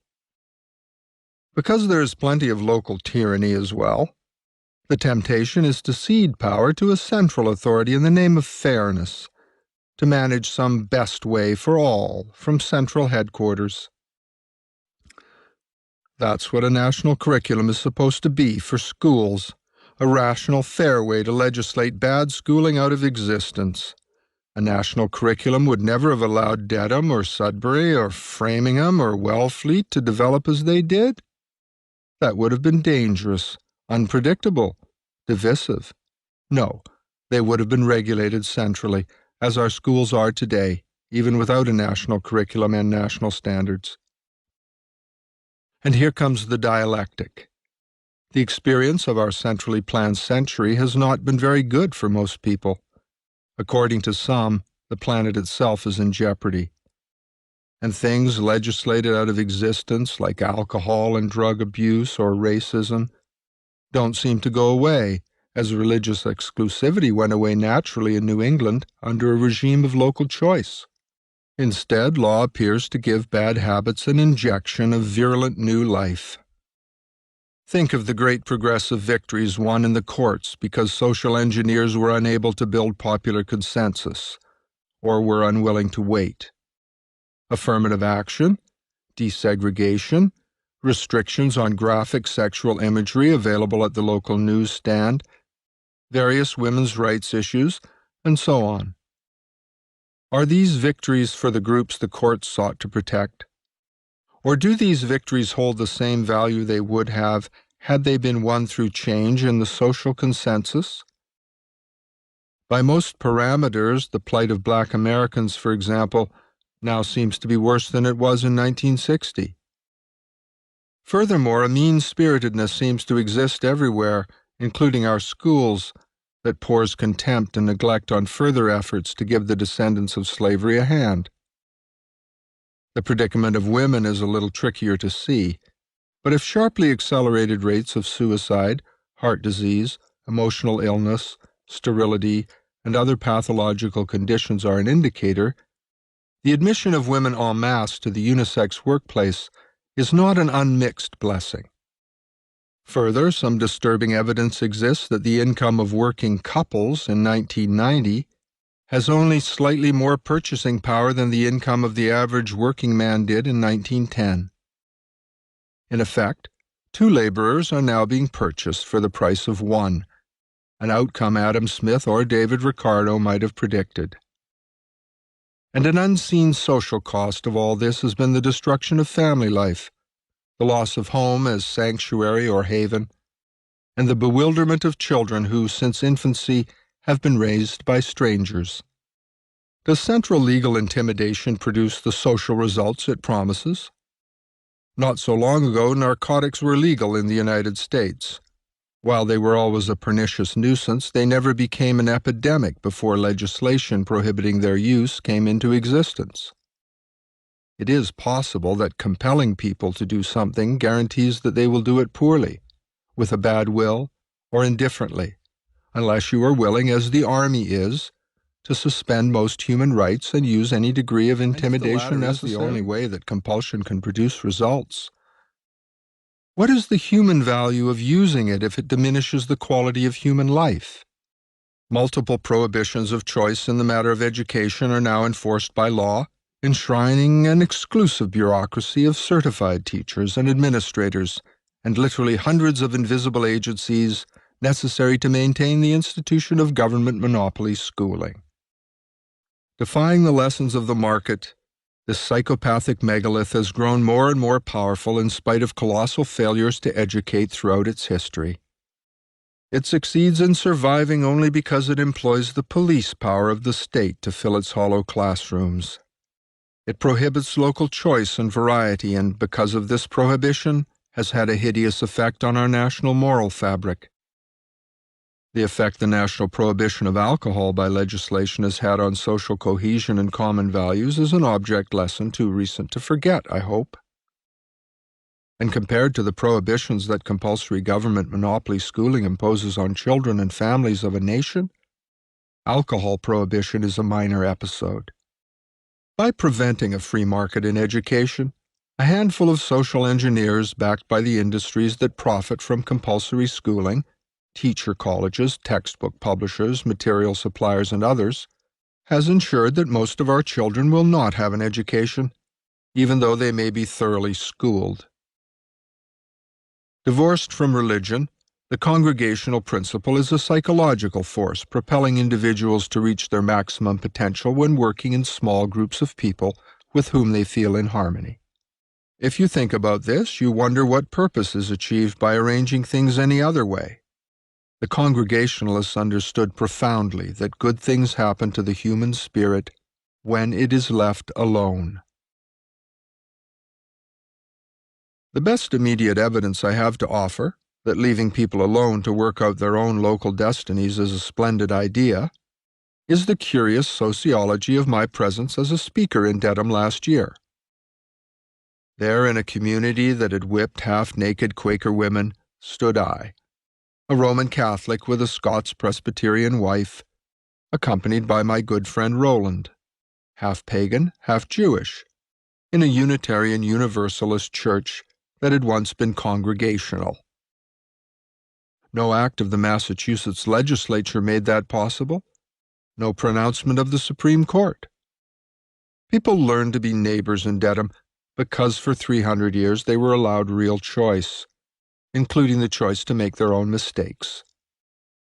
Everyone learned a better way to deal with difference than exclusion because they had time to think about it and to work it through. Time measured in generations. But if they had been ordered to change, ordered as other immigrants were, to change their behavior and to abandon their culture in compulsory schools set up for that purpose, I think what would have happened is this. Some of them would have seemed to change, but would have harbored such powerful resentments at being deprived of choice that some way to exact vengeance would have evolved. And most of the group deprived of choice and custom and family and roots would have reacted in a variety of ways to these social pressures, would have gone quietly insane, or become simplified people, fit to haul stones to build someone else's pyramids perhaps, or to watch television's simplified fantasies, but fit for little else. Despite the lip service we have continued to pay to local choice ever since congregational days, our schools are centrally planned and already have a national curriculum in place, mediated by the textbook publishing industry and the standardized training of teachers. That our schools have failed spectacularly to give children the education we want for them, or the selves we want, or to deliver on the dream of the democratic, classless society we still yearn for is obvious enough. What we miss is the logic of our failure. By allowing the imposition of direction from centers far beyond our control, we have time and again missed the lesson of the congregational principle. People are less than whole unless they gather themselves voluntarily into groups of souls in harmony. Gathering themselves to pursue individual, family, and community dreams consistent with their private humanity is what makes them whole. Only slaves are gathered by others. And these dreams must be written locally, because to exercise any larger ambition without such a base is to lose touch with the things which give life meaning: self, family, friends, work, and intimate community. There seem to me to be two official ways to look at the state of education in the United States these days, both of them wrong. First, we conceive it to be an engineering problem that can be made to yield to a pragmatic, instrumental approach. From this vantage point, There is a simple right and wrong way of schooling, never the 1,000 private individual possibilities the New England Congregationalists might have believed in. Second, we look upon schooling as if it were a character in a continuous courtroom drama, a drama wherein we search for the villains who have prevented our kids from learning. Bad teachers, poor textbooks, incompetent administrators, evil politicians, ill-trained parents, bad children.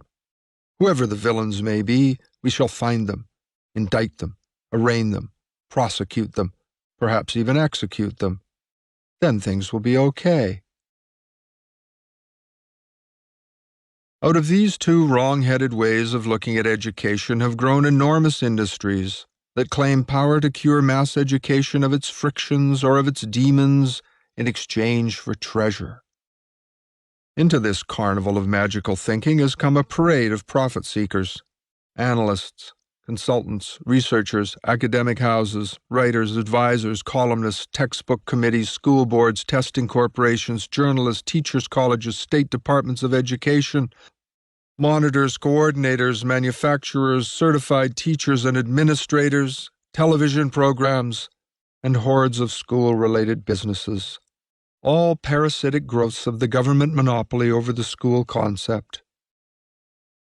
To many of us, the greatest attraction of social engineering and antisocial demonologies is that both, at bottom, promise a quick fix. That has always been the dark side of the American dream, the search for an easy way out, a belief in magic. The endless parade of promises that constitutes the heart of American advertising, one of the largest of our national enterprises, testifies to the deep well of superstition in our national foundation, which has been institutionalized in the advertising business. Easy money, easy health, easy beauty, easy education, if only the right incantation can be found. Lurking behind the magic is an image of people as machinery that could be built and repaired. This is our Calvinist legacy calling to us over the centuries, saying that the world in all its living variety is just machinery, not very hard to adjust if we put sentimentality aside and fire the villains, either symbolically or with actual bonfires, depending on the century. School reform to most of us is an engineer reaching for the right wrench, or Perry Mason finding the clue he needs to nail the bad guy. Ultimately, how we think about social problems depends on our philosophy of human nature, what we think people are, what we think they are capable of, what the purposes of human existence may be, if any. If people are machines, then school can only be a way to make these machines more reliable. The logic of machines dictates that parts be uniform and interchangeable, all operations time-constrained, predictable, economical. Does this sound to you like the schools you attended, that your children attend? The Civil War unfortunately demonstrated beyond the shadow of a doubt both the financial and social utility of regimentation. But while this notion of people as machines has been around for thousands of years, its effective reign has only been operational since the end of World War I. American education teaches by its methodology that people are machines. Bells ring, circuits open and close, energy flows or it is constricted, qualities are reduced to a numbering system, a plan is followed of which the machine parts know nothing. Octavio Paz from Mexico, the 1990 winner of the Nobel Prize for Literature, has this to say about our schools. Quote, "In the North American system, men and women are subjected from childhood to an inexorable process. Certain principles contained in brief formulas are endlessly repeated by the press, radio, television, churches, and especially schools. A person imprisoned by these schemes is like a plant in a flower pot too small for it. He cannot grow or mature. This sort of conspiracy cannot help but provoke violent individual rebellions." Unquote. We cannot grow or mature, like plants in too little flower pots. We are addicted to dependency. In the current national crisis of maturity, we seem to be waiting for the teacher to tell us what to do. But the teacher never comes to do that. Bridges collapse, men and women sleep on the streets, bankers cheat, goodwill decays, families betray each other, the government lies as a matter of policy. Corruption, shame, sickness, and sensationalism are everywhere. No school has a curriculum to provide the quick fix. The old Congregationalists would have been able to put their finger at once on the reason pyramidal societies, such as the one-hour monopoly form of schooling sustains, must always end in apathy and disorganization. At the root, they are based on the lie that there is one right way in human affairs, and that experts can be awarded the permanent direction of the enterprise of education. It is a lie because the changing dynamics of time and situation and locality render expertise irrelevant and obsolete shortly after it is anointed. Monopoly schooling has been the chief training institution of the Hive Society. It certifies permanent experts who enjoy privileges of status unwarranted by the results they produce. Because these privileges, once achieved, will not willingly be given over, whole apparatuses of privilege have been fashioned that are impregnable to change. Even under the severest criticism, they grow larger and more dangerous because they nourish important parts of our political and economic system. In the most literal sense, they are impossible to reform because they've ceased to be human, having been transformed into abstract structures of superb efficiency, independent of lasting human control survival mechanisms. This is not a devil you can wrestle with, as Daniel Webster did with Old Scratch, but one that has to be starved to death by depriving it of victims. Monopoly schooling is the major cause of our loss of national and individual identity. Having institutionalized the division of social classes and acted as an agent of caste, it is repugnant to our founding myths and to the reality of our founding period.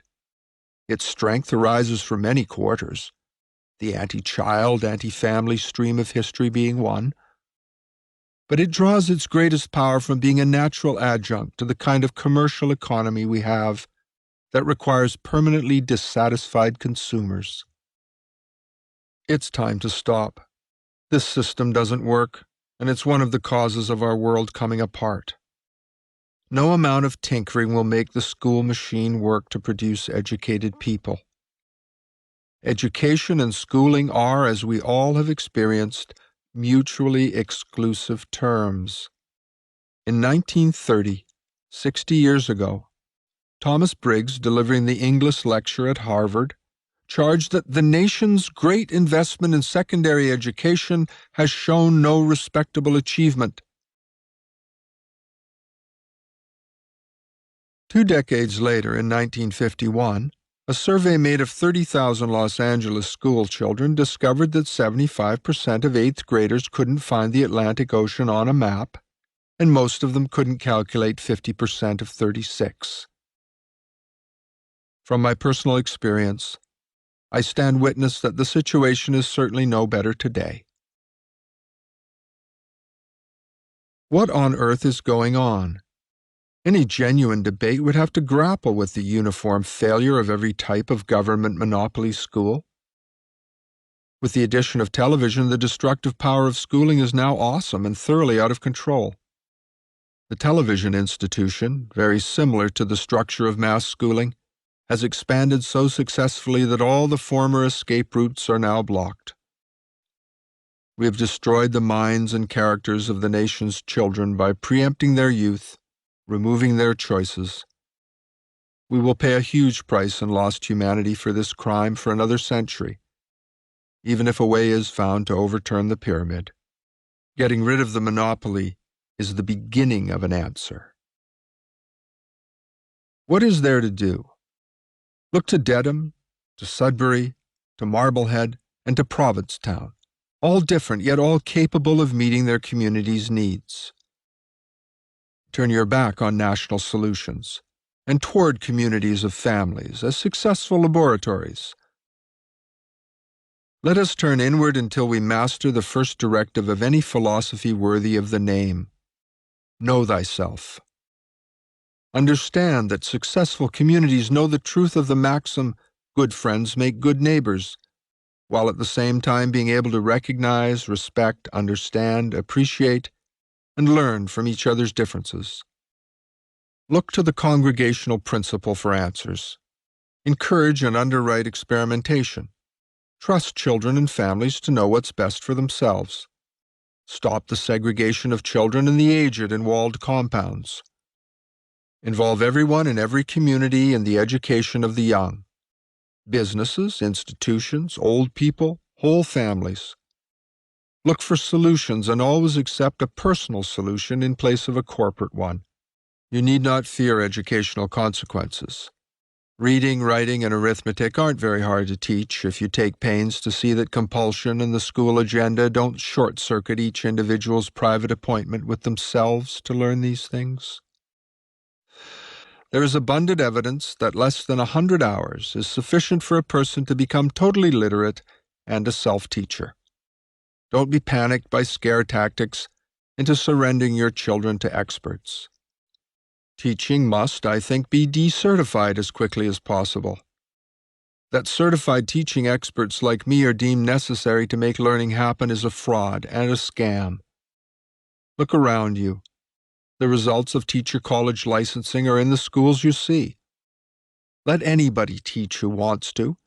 Give families back their tax money to pick and choose. Who could possibly be a better shopper if the means for comparison were made available? Restore the congregational system by encouraging competition after a truly unmanipulated free market model. In that way, the social dialectic can come back to life. Trust in families and neighborhoods and individuals to make sense of the important question, what is education for? If some of them answer differently from what you might prefer, that's really not your business, and it shouldn't be your problem. Our type of schooling has deliberately concealed the fact that such a question must be framed and not taken for granted if anything beyond a mockery of democracy is to be nurtured. It is illegitimate to have an expert answer that question for you. It was our own trust in our own potential that helped lay down good foundations back in the colonial period. I feel certain that the structure we built then still houses powerful potential.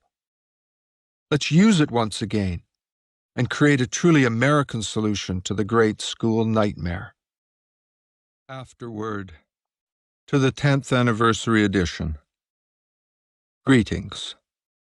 As I sit here trying to think of something to say that might illuminate the effect dumbing us down continues to have on my life and the lives of others, faxes, letters, emails, notes, and manuscripts have completely taken over my 6-room apartment in Manhattan, as well as my 128-acre farm in upstate New York, each and every one bearing on some aspect of the institutional soup I began to stir with the publication of that book.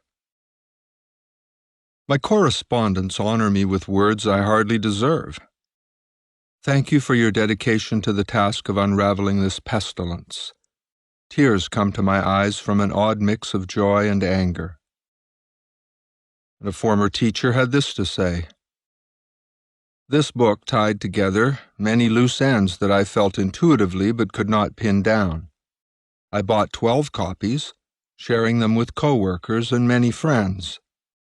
Because of your book, one of these families has made the decision to homeschool, while several others are now contemplating doing so. Over the years, I've had nearly 1,000 letters like that, from all over the world.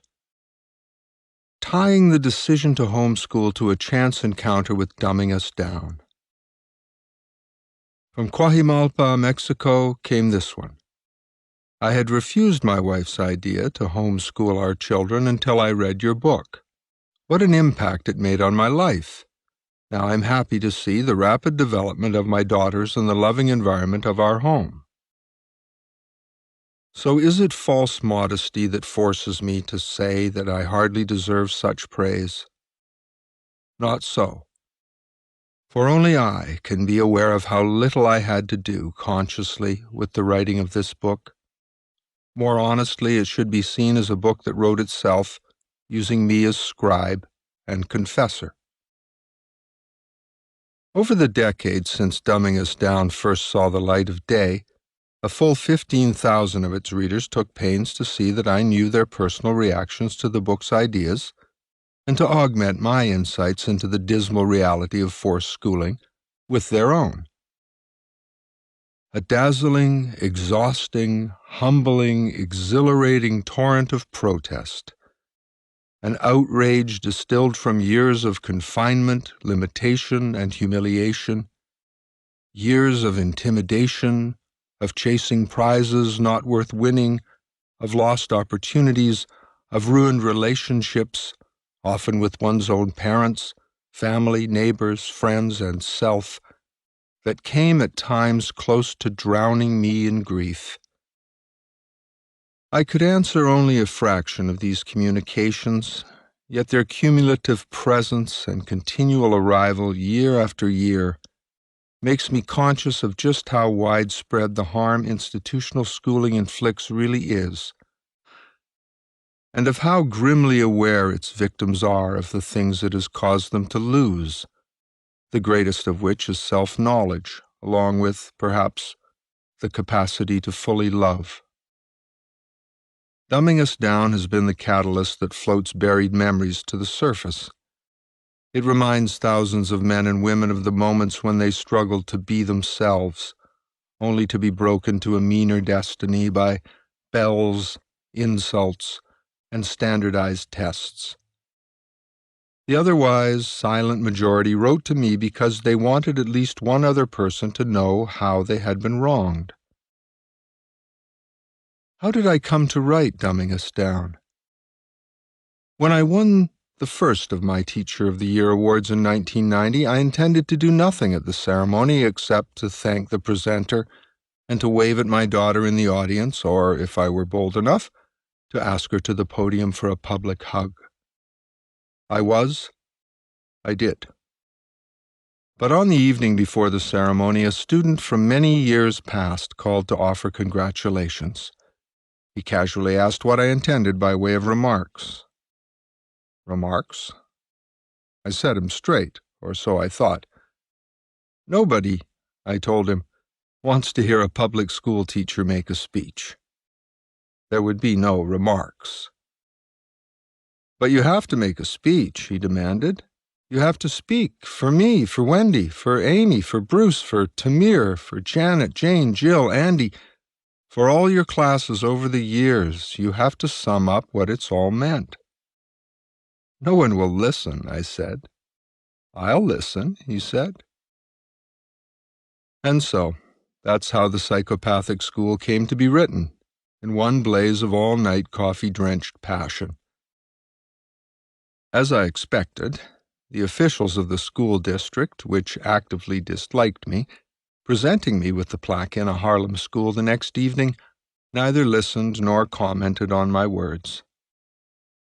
But over the next 6 months I received hundreds of requests to reprint the text.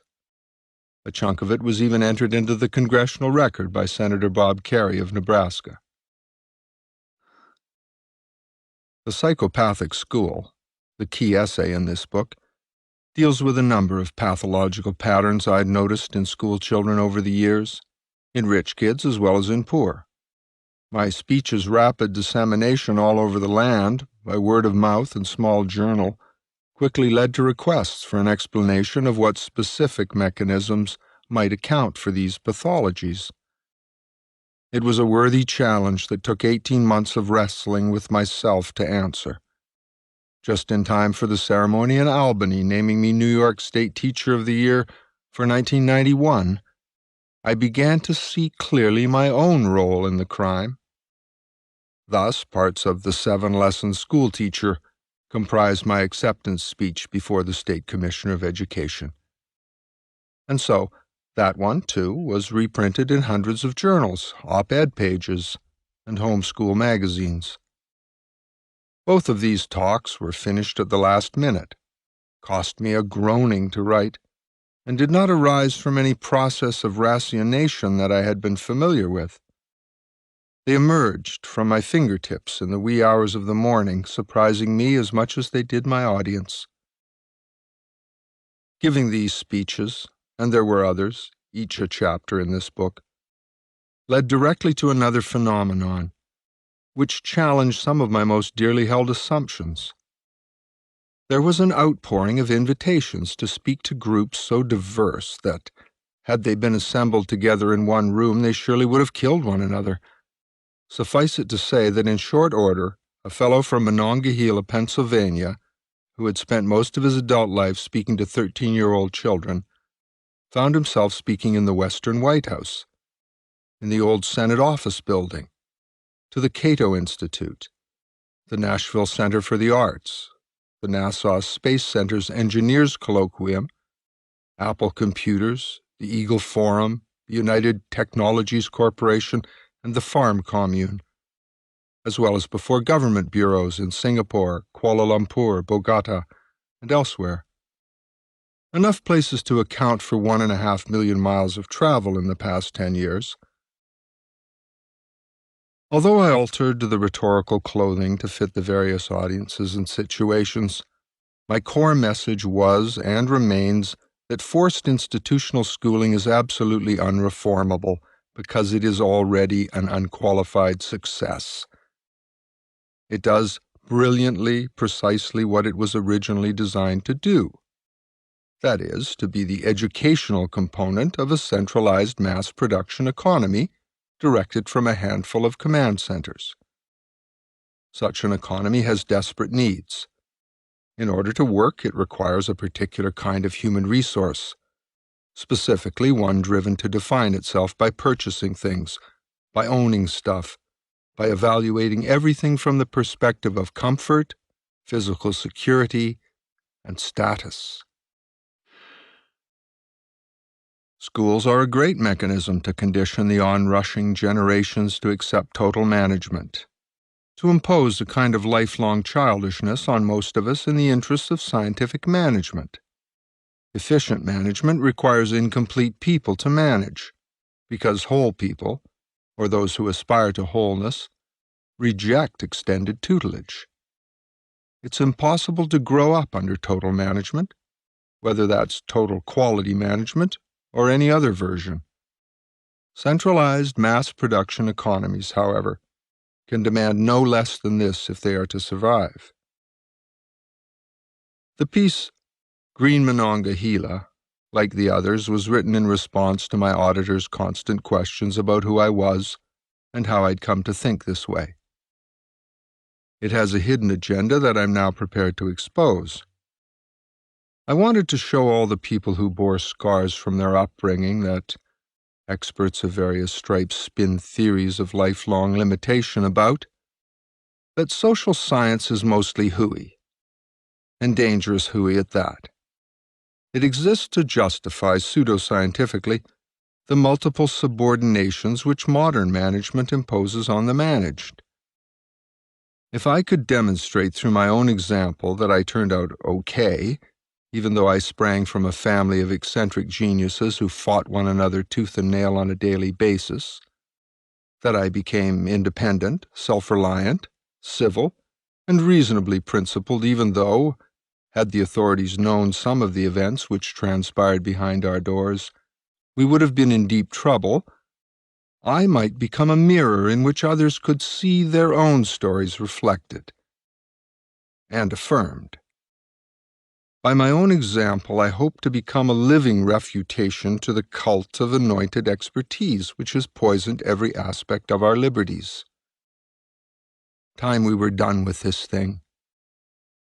This was once a land where every sane person knew how to build a shelter, grow food, and entertain one another. Now we have been rendered permanent children. It's the architects of forced schooling who are responsible for that. I credit any success I had in finding a way to be valuable to young people to the accident of my family and the accident of growing up in a place, Monongahela, where people punched anyone who minded their business too closely. and to the fact that my libertarian upbringing turned me inadvertently into a saboteur of oppressive schemes. Lest that pass as idle hyperbole, let me confess that every single day of my life as a schoolteacher, I chanted a litany to myself while shaving in the morning. In it I pledged to find that very day a way, however small, to throw sand in the gears of the system. Someday I'll write about the particulars, but probably under a nom de plume because the details would surely result in a stretch behind bars. I urge all of you who ask me about what to do in your own schools to become such saboteurs, to become little drops of water that erode this wasteland of forced institutional schooling.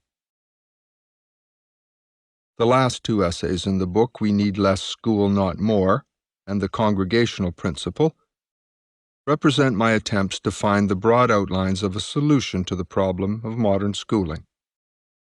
Once, long ago, we had the problem solved and became a beacon of hope to others because of it. The rise of industrial society, with cheap, unlimited energy promising riches without precedent, if only the liberty impulses of ordinary people could be reined in, covered the traces of those earlier discoveries, yet not so deeply that they can't be unearthed again, that they can't be resurrected and become the banner to follow. Read these essays slowly, forgetting how comprehensively schooling destroyed your grasp of the vital nature of historical understanding. Argue with the nuances of my reasoning. The best America is about argument, not about premature consensus. Both pieces explore inexpensive alternatives to the inane institution that chokes the life out of our children. Since Dumbing Us Down, I've written 4 other books, one an epic poem still unpublished called The Adventures of Snyder, the CIA Spider. But Dumbing Us Down remains my favorite because it opened my eyes to the harm I had caused in order to make a living. These days I'm trying to build a rural retreat and library on 128 acres I own in upstate New York. I want to call the place Solitude, and that name will explain almost everything about it. If I hadn't owned that land and been able to escape the cacophony of New York City to be with myself from time to time, my spirit would surely have perished, my soul been mutilated beyond repair. I'm only 100,000 or so short of finishing the thing, so if you hear of an angel, let me know. I'd hoped to use the first Solitude retreat to show every town and village, every big city neighborhood, how easy and valuable it is to provide such a public resource, a place where one can be alone with oneself, with no schedule, no agenda, no lectures, no classes, no planned recreation. And I'm up to some major mischief, trying to produce a long, definitive documentary film about the history and the anomalies of, as well as the antidotes for, modern institutional forced schooling. I'm only 6 or 7 million short on that project. But a script is in hand, a national network of assistants created, a production crew organized, and a sample made.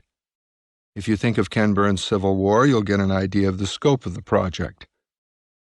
Incidentally, the former student who badgered me into writing Psychopathic School, and through it this entire book, is a fine filmmaker. He'll be the director. Both these undertakings are discussed at some length on my website, www.johntaylorgatto.com, where, if the demon overtakes you, you can also send me your thoughts from time to time. I can't promise to answer because, like you, I'm often overwhelmed. But I do promise to read every communication twice and to think hard about what you say, and if our paths ever cross, the first Iron City is on me. God's mercy on us all. John Taylor Gatto, Oxford, New York, January 2002. You've been listening to an unabridged recording of Dumbing Us Down, The Hidden Curriculum of Compulsory Schooling, by John Taylor Gatto, narrated by Michael Petonin.